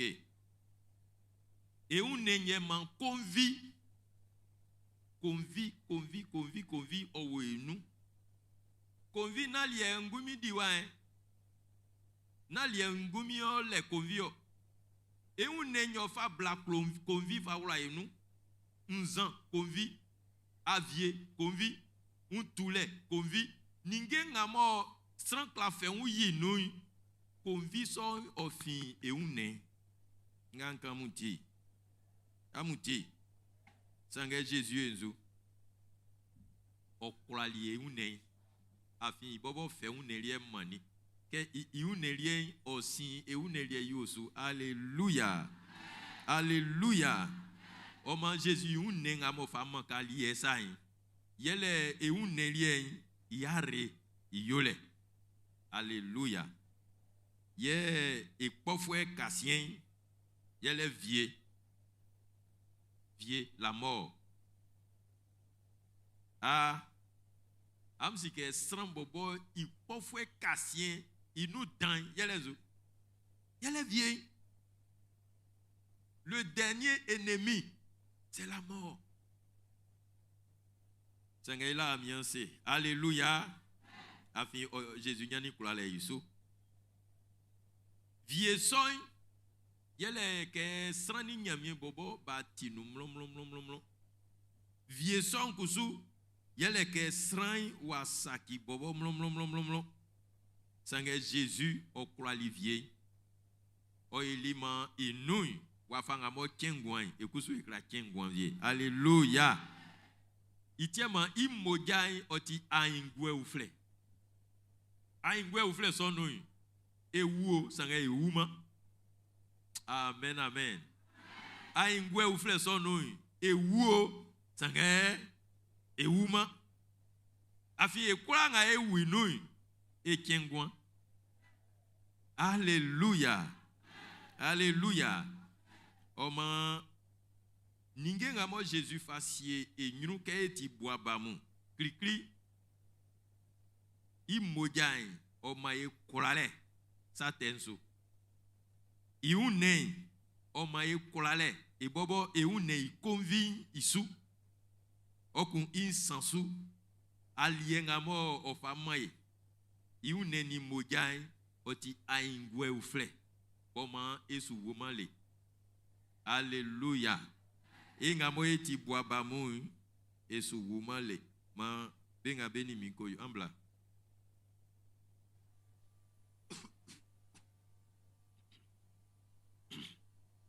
Oma srenyamien donc asuna la nyamien se ke yo andesre wanga srenyo wewo mi satemu mi une okunzueku vie ke ma mini wo ya wala sali ka wulen ma sura le soy o mami kurale sate oni mi une oni vie mi ngwanu Jésus du maïno sere wanga srenyo ule afin ke eti boaban Jésus e kpofu embe nyunu alienga mo avasi nyunu nyowe ye ka ban ma kpofu ngabe wo nyunu ka afan man kurale son o jinglo Jésus du maïno man sate ongwanu o nyakurale Jésus du maïno ma one itimi o tinsu Jésus du maïno ma vie ngamo o wosu vie ngamo wo ongwanu ma Jésus sura lelien o nyakurale su amen amen ansrenyamie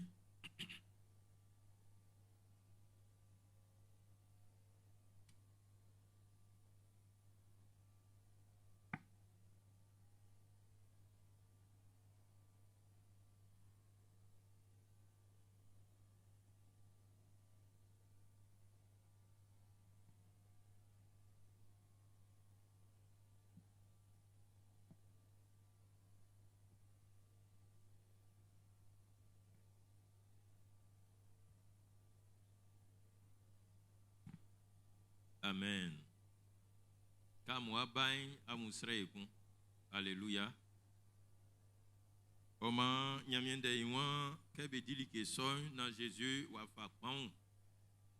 Na wala yamyanse wa Israël nyamien. Et si nyamien pli pan o nsanu yen de façon zun oune aswali e afemu oune inu. Oune ye bebolio kani aswali ye tromu koko ina ya nyaiti koko ina ya igwegwe koko ina ya dialage koko ina ya ya nyaungwe elo wase afin ke yo en elo apin sadan ngama elimani iso makan vule nyolie afin sura le soy otielie ye ande abwe mone mai ayo ufle mai afara o mamezo makan vule o yolie Jésus du manu amen ke o la linya miense na wabunu wa fama bekebe kenu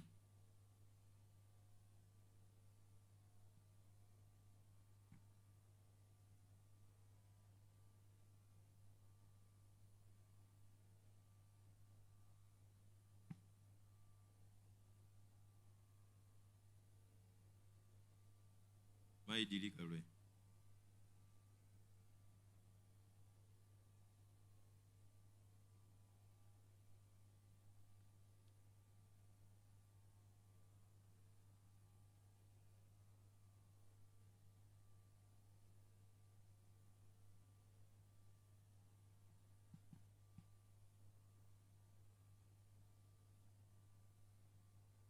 yabe vieli ke idi na wa fakulu ya ola nyamien se ma Israël nyamien et si nyamien pli e yo mo e yo kura ke yo sangamu e lo apin okulole dans iso kulole mo o elima e mi Jésus o fait lingwan mani o fait imodia mani o wuli e osu o swali e afen Fongamo operakoto isu otolisu. Imoja nye. Srewangamo Israel.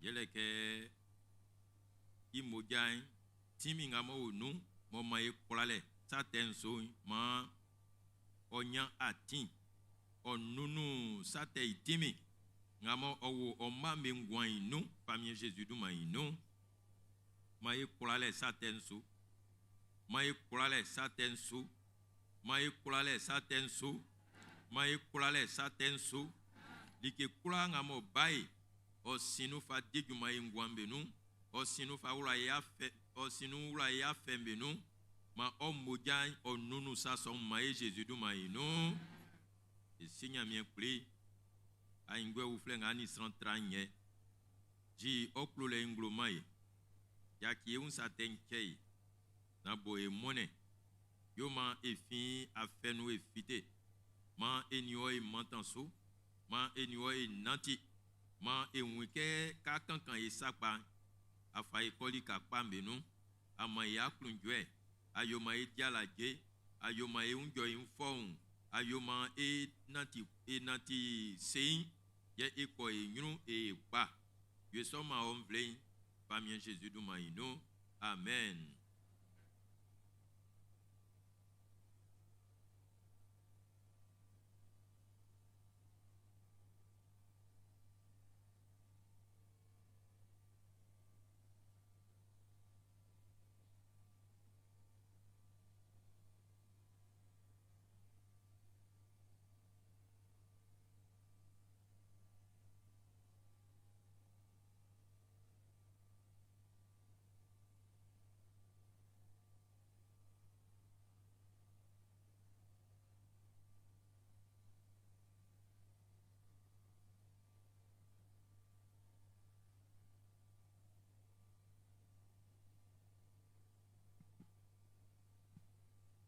Ma e nous kungun e siesie on na e ninyamie ya wla sali kawle ye kamu bani amu srein am sreke sate oni amu unen oni vie ma nyamie I timi ngamo o paun oni nzanu ma oti sate oni unen oni vie be timilien sous Jésus du maino ngama nguyo ngwanu mo kroyale dan ka ba fasre yamye wa fa ngama la fi nyamye so ya nguyo o ngaba ka so adikpan na no bisapun okunu yingben o ngali bo ya sranfun kamu ba en fa sous la file wa wenu like en fa swembo alléluia alléluia voilà oti black kingi ke yule ma yuni sous la file na fa kangoa tran vie o nyenti wa anglemu.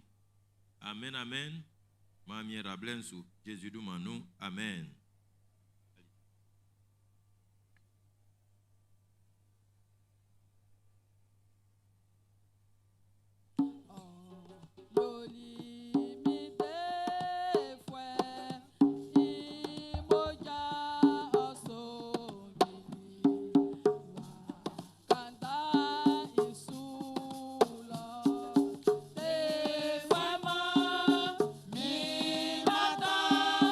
Ah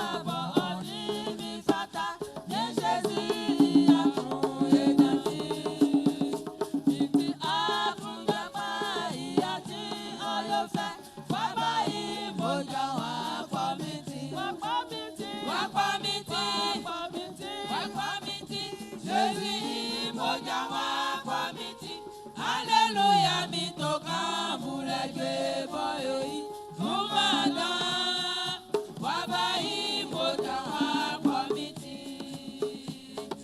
Wakanda bomye wulisu, otimita kokolelika, lauzimini mojasa, maeka u Jésus duma, Abu Jésus duma, Abu Jésus duma, Auzimini mojasa, maeka Abu Jésus duma. Jésus t'y fait affiter moi Dieu, Jésus m'y vient en salimino, mi amè oti tan resen, maeka Abu Jésus duma, Abu Jésus duma, Abu Jésus duma, Auzimini mojasa, maeka Abu Jésus duma. c'est pas qu'on va vous imiter nous, y'a les Jésus mon gamo kwali, ayo mi fait que malgré nous, maeka Abu Jésus duma, Abu Jésus duma, maeka Abu Jésus duma, Auzimini mojasa, maeka Abu Jésus duma. c'est pas plawa Jésus son servo, y'a aussi vous c'est pas ça nous, ayo ti awanya awidwe, maeka Abu Jésus duma, Abu Jésus duma, maeka Abu Jésus duma, Auzimini mojasa, maeka Abu Jésus duma. Tefe bawa Jésus susewo, Jésus wa se pasa nu, ladeke awanya aunje, maeka Abu Jésus duma, Abu Jésus duma, maeka Abu Jésus duma, Auzimini mojasa, maeka Abu Jésus duma. Yafa ekelemu ekiaso ma srenyamie mamu elo akwen suke andeti anglo imone klikli ekun wafanga efa anglo efa lo yamie sanu kuso eji anglo ekele mbenu masra kun fe kele no jaso an srenyamie mama senta kabariante relebori santo rurubu eninyamie ewra sali kaure maralabo kababa ekloke ile yase ekloke yo imo et sous la filet ikele yase na ikele esunzule ikele afinya mienti pa esinya mi pri nafisuke esu mlimankun nafisuke esu natia ingumikun nafisuke sangale sukusuku osuyoma elie afin ati boita fue pa a tinge ekenkura no anglo nga oyo anglo mo abo ningembe ufle mai ke yaulu afwe ufle no ela fisu grenke ningemu besuyoma ke afwe nganu liensa e akundan osu totoma awula bwen osuyoma elie ko un tranle osuyoma elie sukusuku inuna tile osuyoma elie sange Jésus kulolema kuloye ayo ningembe ufle mai kanga moi fonile elowa se afin ayaki kei mlile nga mlini Et là, on c'est afin à Yoma et à Pain au sono. Mais quand vous voulez ignorer que David Kani, il que fit au Miamae. Quel que fit Miamae dit, Anglonganu et Cloquet et dit Solalo. Il tient et fa et quel est et baquet et femme. Quand j'ai sorti quand, Sangania et Amourenou. Non. Likéa et Suyona ou Yusran Fer. Sangé au Bobo et Cloquet et quand Cléoquet la fi souke confiandin liké fi au soumiamae.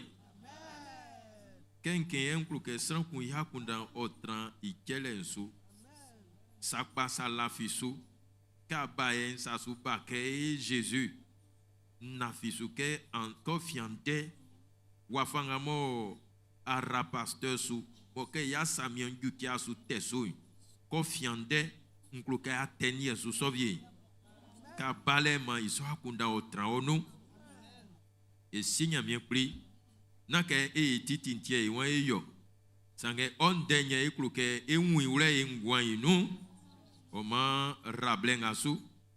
Man quand voulez o yoli titi Jésus du manou. Amen.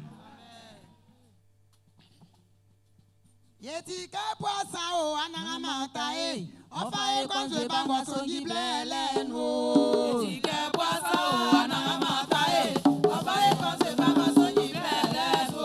Yeti ke poisa o ananga mata e ofa e konje bango songi blele no. Yeti ke poisa o ananga mata e ofa e konje bango songi blele no. Yeti ke poisa o ananga mata e ofa e konje bango songi blele no. Eti ke poisa o anamata e ofa e konse bango songi blele so. Eti ke poisa o anamata e ofa e konse bango songi blele no. Eti ke poisa o anamata e ofa e konse bango songi blele so. Eti ke poisa o anamata e ofa e konse bango songi blele no. Eti ke poisa o anamata e ofa e konse bango songi blele so. Eti ke poisa o anamata e ofa e konse bango songi blele no. Eti ke poisa o anamata e ofa e konse bango songi blele no. Eti ke poisa o anamata e ofa e konse bango songi blele no. Eti ke poisa o anamata e ofa e konse bango songi blele no. Eti ke poisa o anamata e ofa e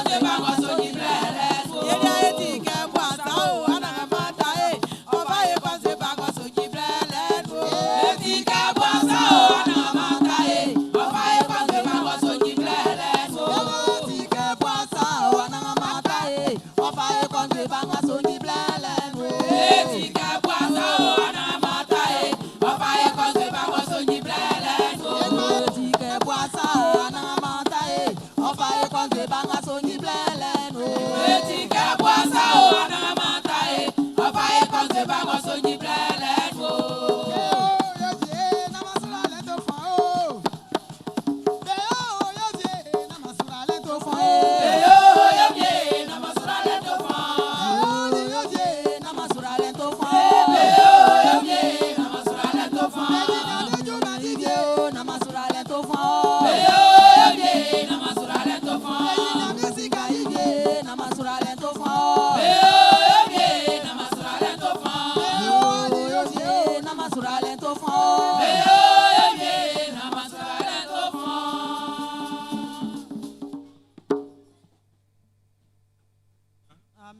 Alléluia. Amen. Quand vous voulez, oyonyamile titi Jésus du maïnou. Amen, amen. Amen. Moi, il sort et à vous faire nous. Yo e ya muboni bale, e ya muboni bale, manya mira muso, e ya muboni bale, e ya muboni bale, e ya muboni bale, manya mira muso, e ya muboni bale. Alléluia. Et en derrière, à ouvrir mes soni. Moi, je suis là, miancé. Oma bengamo beba e osunia mo be sukpe no mo be we e so enia yao afwe Patricia ofimboake. Yao afwe Patricia. Mami bla, anso nou pa e. Et so Kwasi Jean Moïse ofin soubre oti moniteur. Jean Moïse. Ah Jean Moïse yo ouais. Moi so Kwaku Yao parfait ofin San Pedro. Kwaku Yao parfait. Kwasi Afwe Bénédicte ofin Songon kilomètre 17. Bénédicte Oni. Ayo bae anse nou. Kwame Afwe Chantal ofin Daoukro. Kwame Afwe Chantal ofin Daoukro. Yo bale anse nou. Ye nia Kwadio Adjo Mirene. Il y a au port Bouiwa. Port Bouiwa 2. Mirene. Yo bale anse nou. Oma e a ou fwe ngabe kwe nou mwen be ou le ou. Be ngabe bakebe ni e ka asyen. Ma e sobe nou Kwame Amwen. Kwame Amwen. Adje Sidouane. Adje Sidouane weni.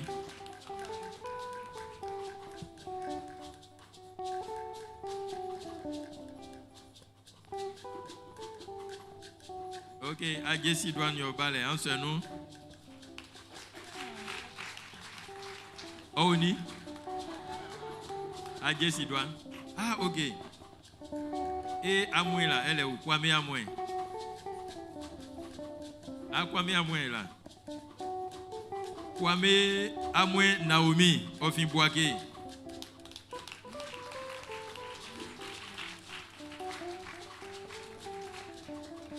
C'est elle qui vient là-bas. Kwadio Wilfried, il vient de Kwasi Kro.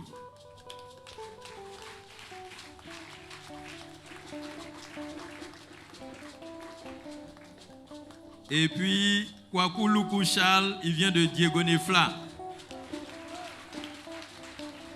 Amon Ganya Mira Yesu, Amboan de Kwa,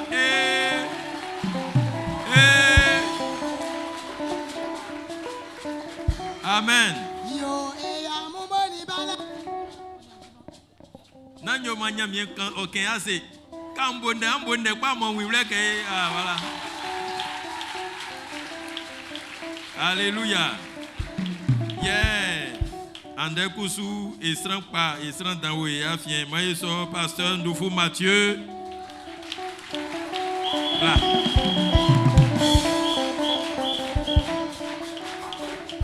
Oh, c'est ma ngao la kota lo paroisse. Pasteur blâme moi Amen.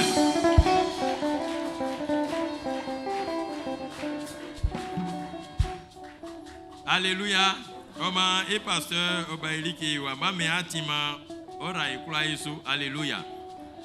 Sange nklokenyo enia biani enia bla. Be kula ngamo ande be yo benia yo su e yo be moni bale manya miera musu Jésus do maino. Ye amnga msu pe no. Manya miera blenga mudiwa msu Jésus do maino. Ma o jinglu klamuke oti boita fwe pa.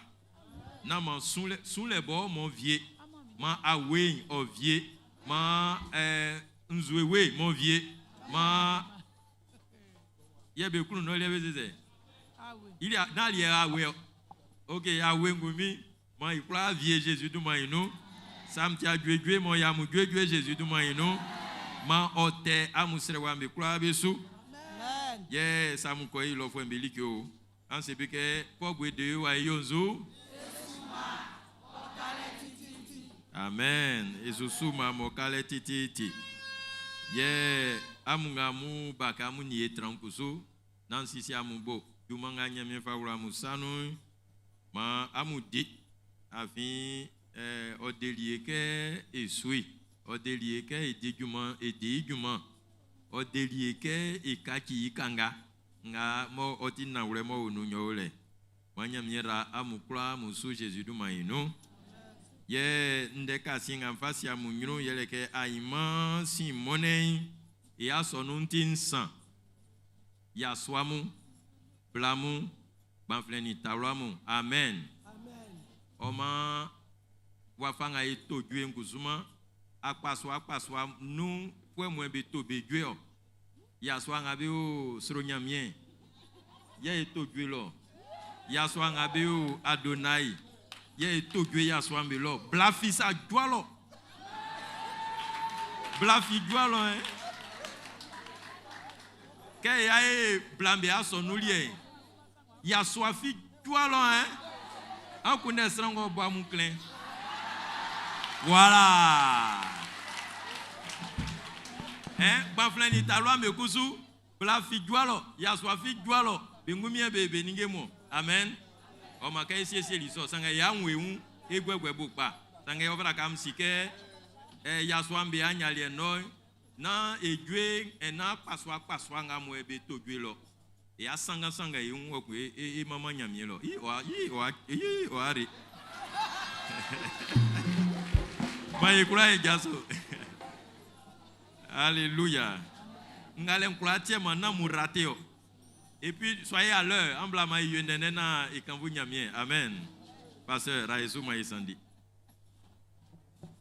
Maïsandi nyamien. Et si, et nyamien, et femme à malène quand vous le mon Jésus-Christ de Maïno.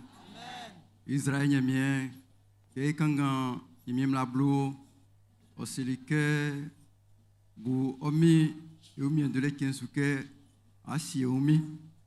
Anangama, on m'a mis que n'est dans les balayons, les mamalio, les falbes satellite mani, les srelio, le mois du quai incendie.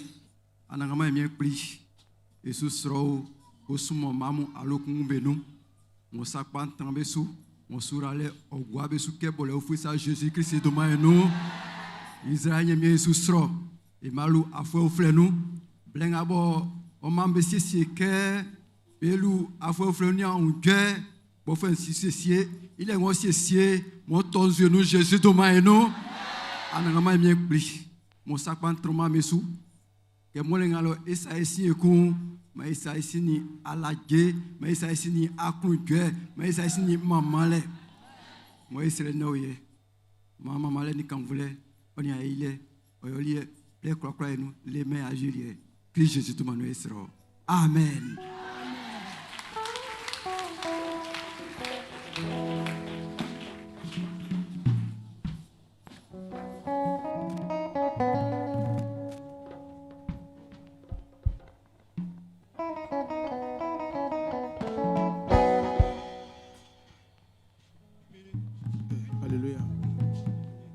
Alléluia.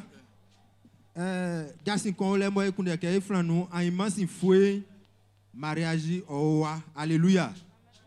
Oma ekon bobo meri lo 9h ko kun kame se ke midi 00. E wayo anyai ifa ajaso ye wule nyamye isanuwa. Ko kun aimansi mlai e unke ekani wa ke seule. On m'a croit il faut que il y a banco de pharmacie Maison Blanche. Il crée et quelle enveloppe Noël enveloppe on a wa janvier faolier ma quand voulait oyo nyamielier il m'a croit et il y a Jésus de Maïnou. Amen.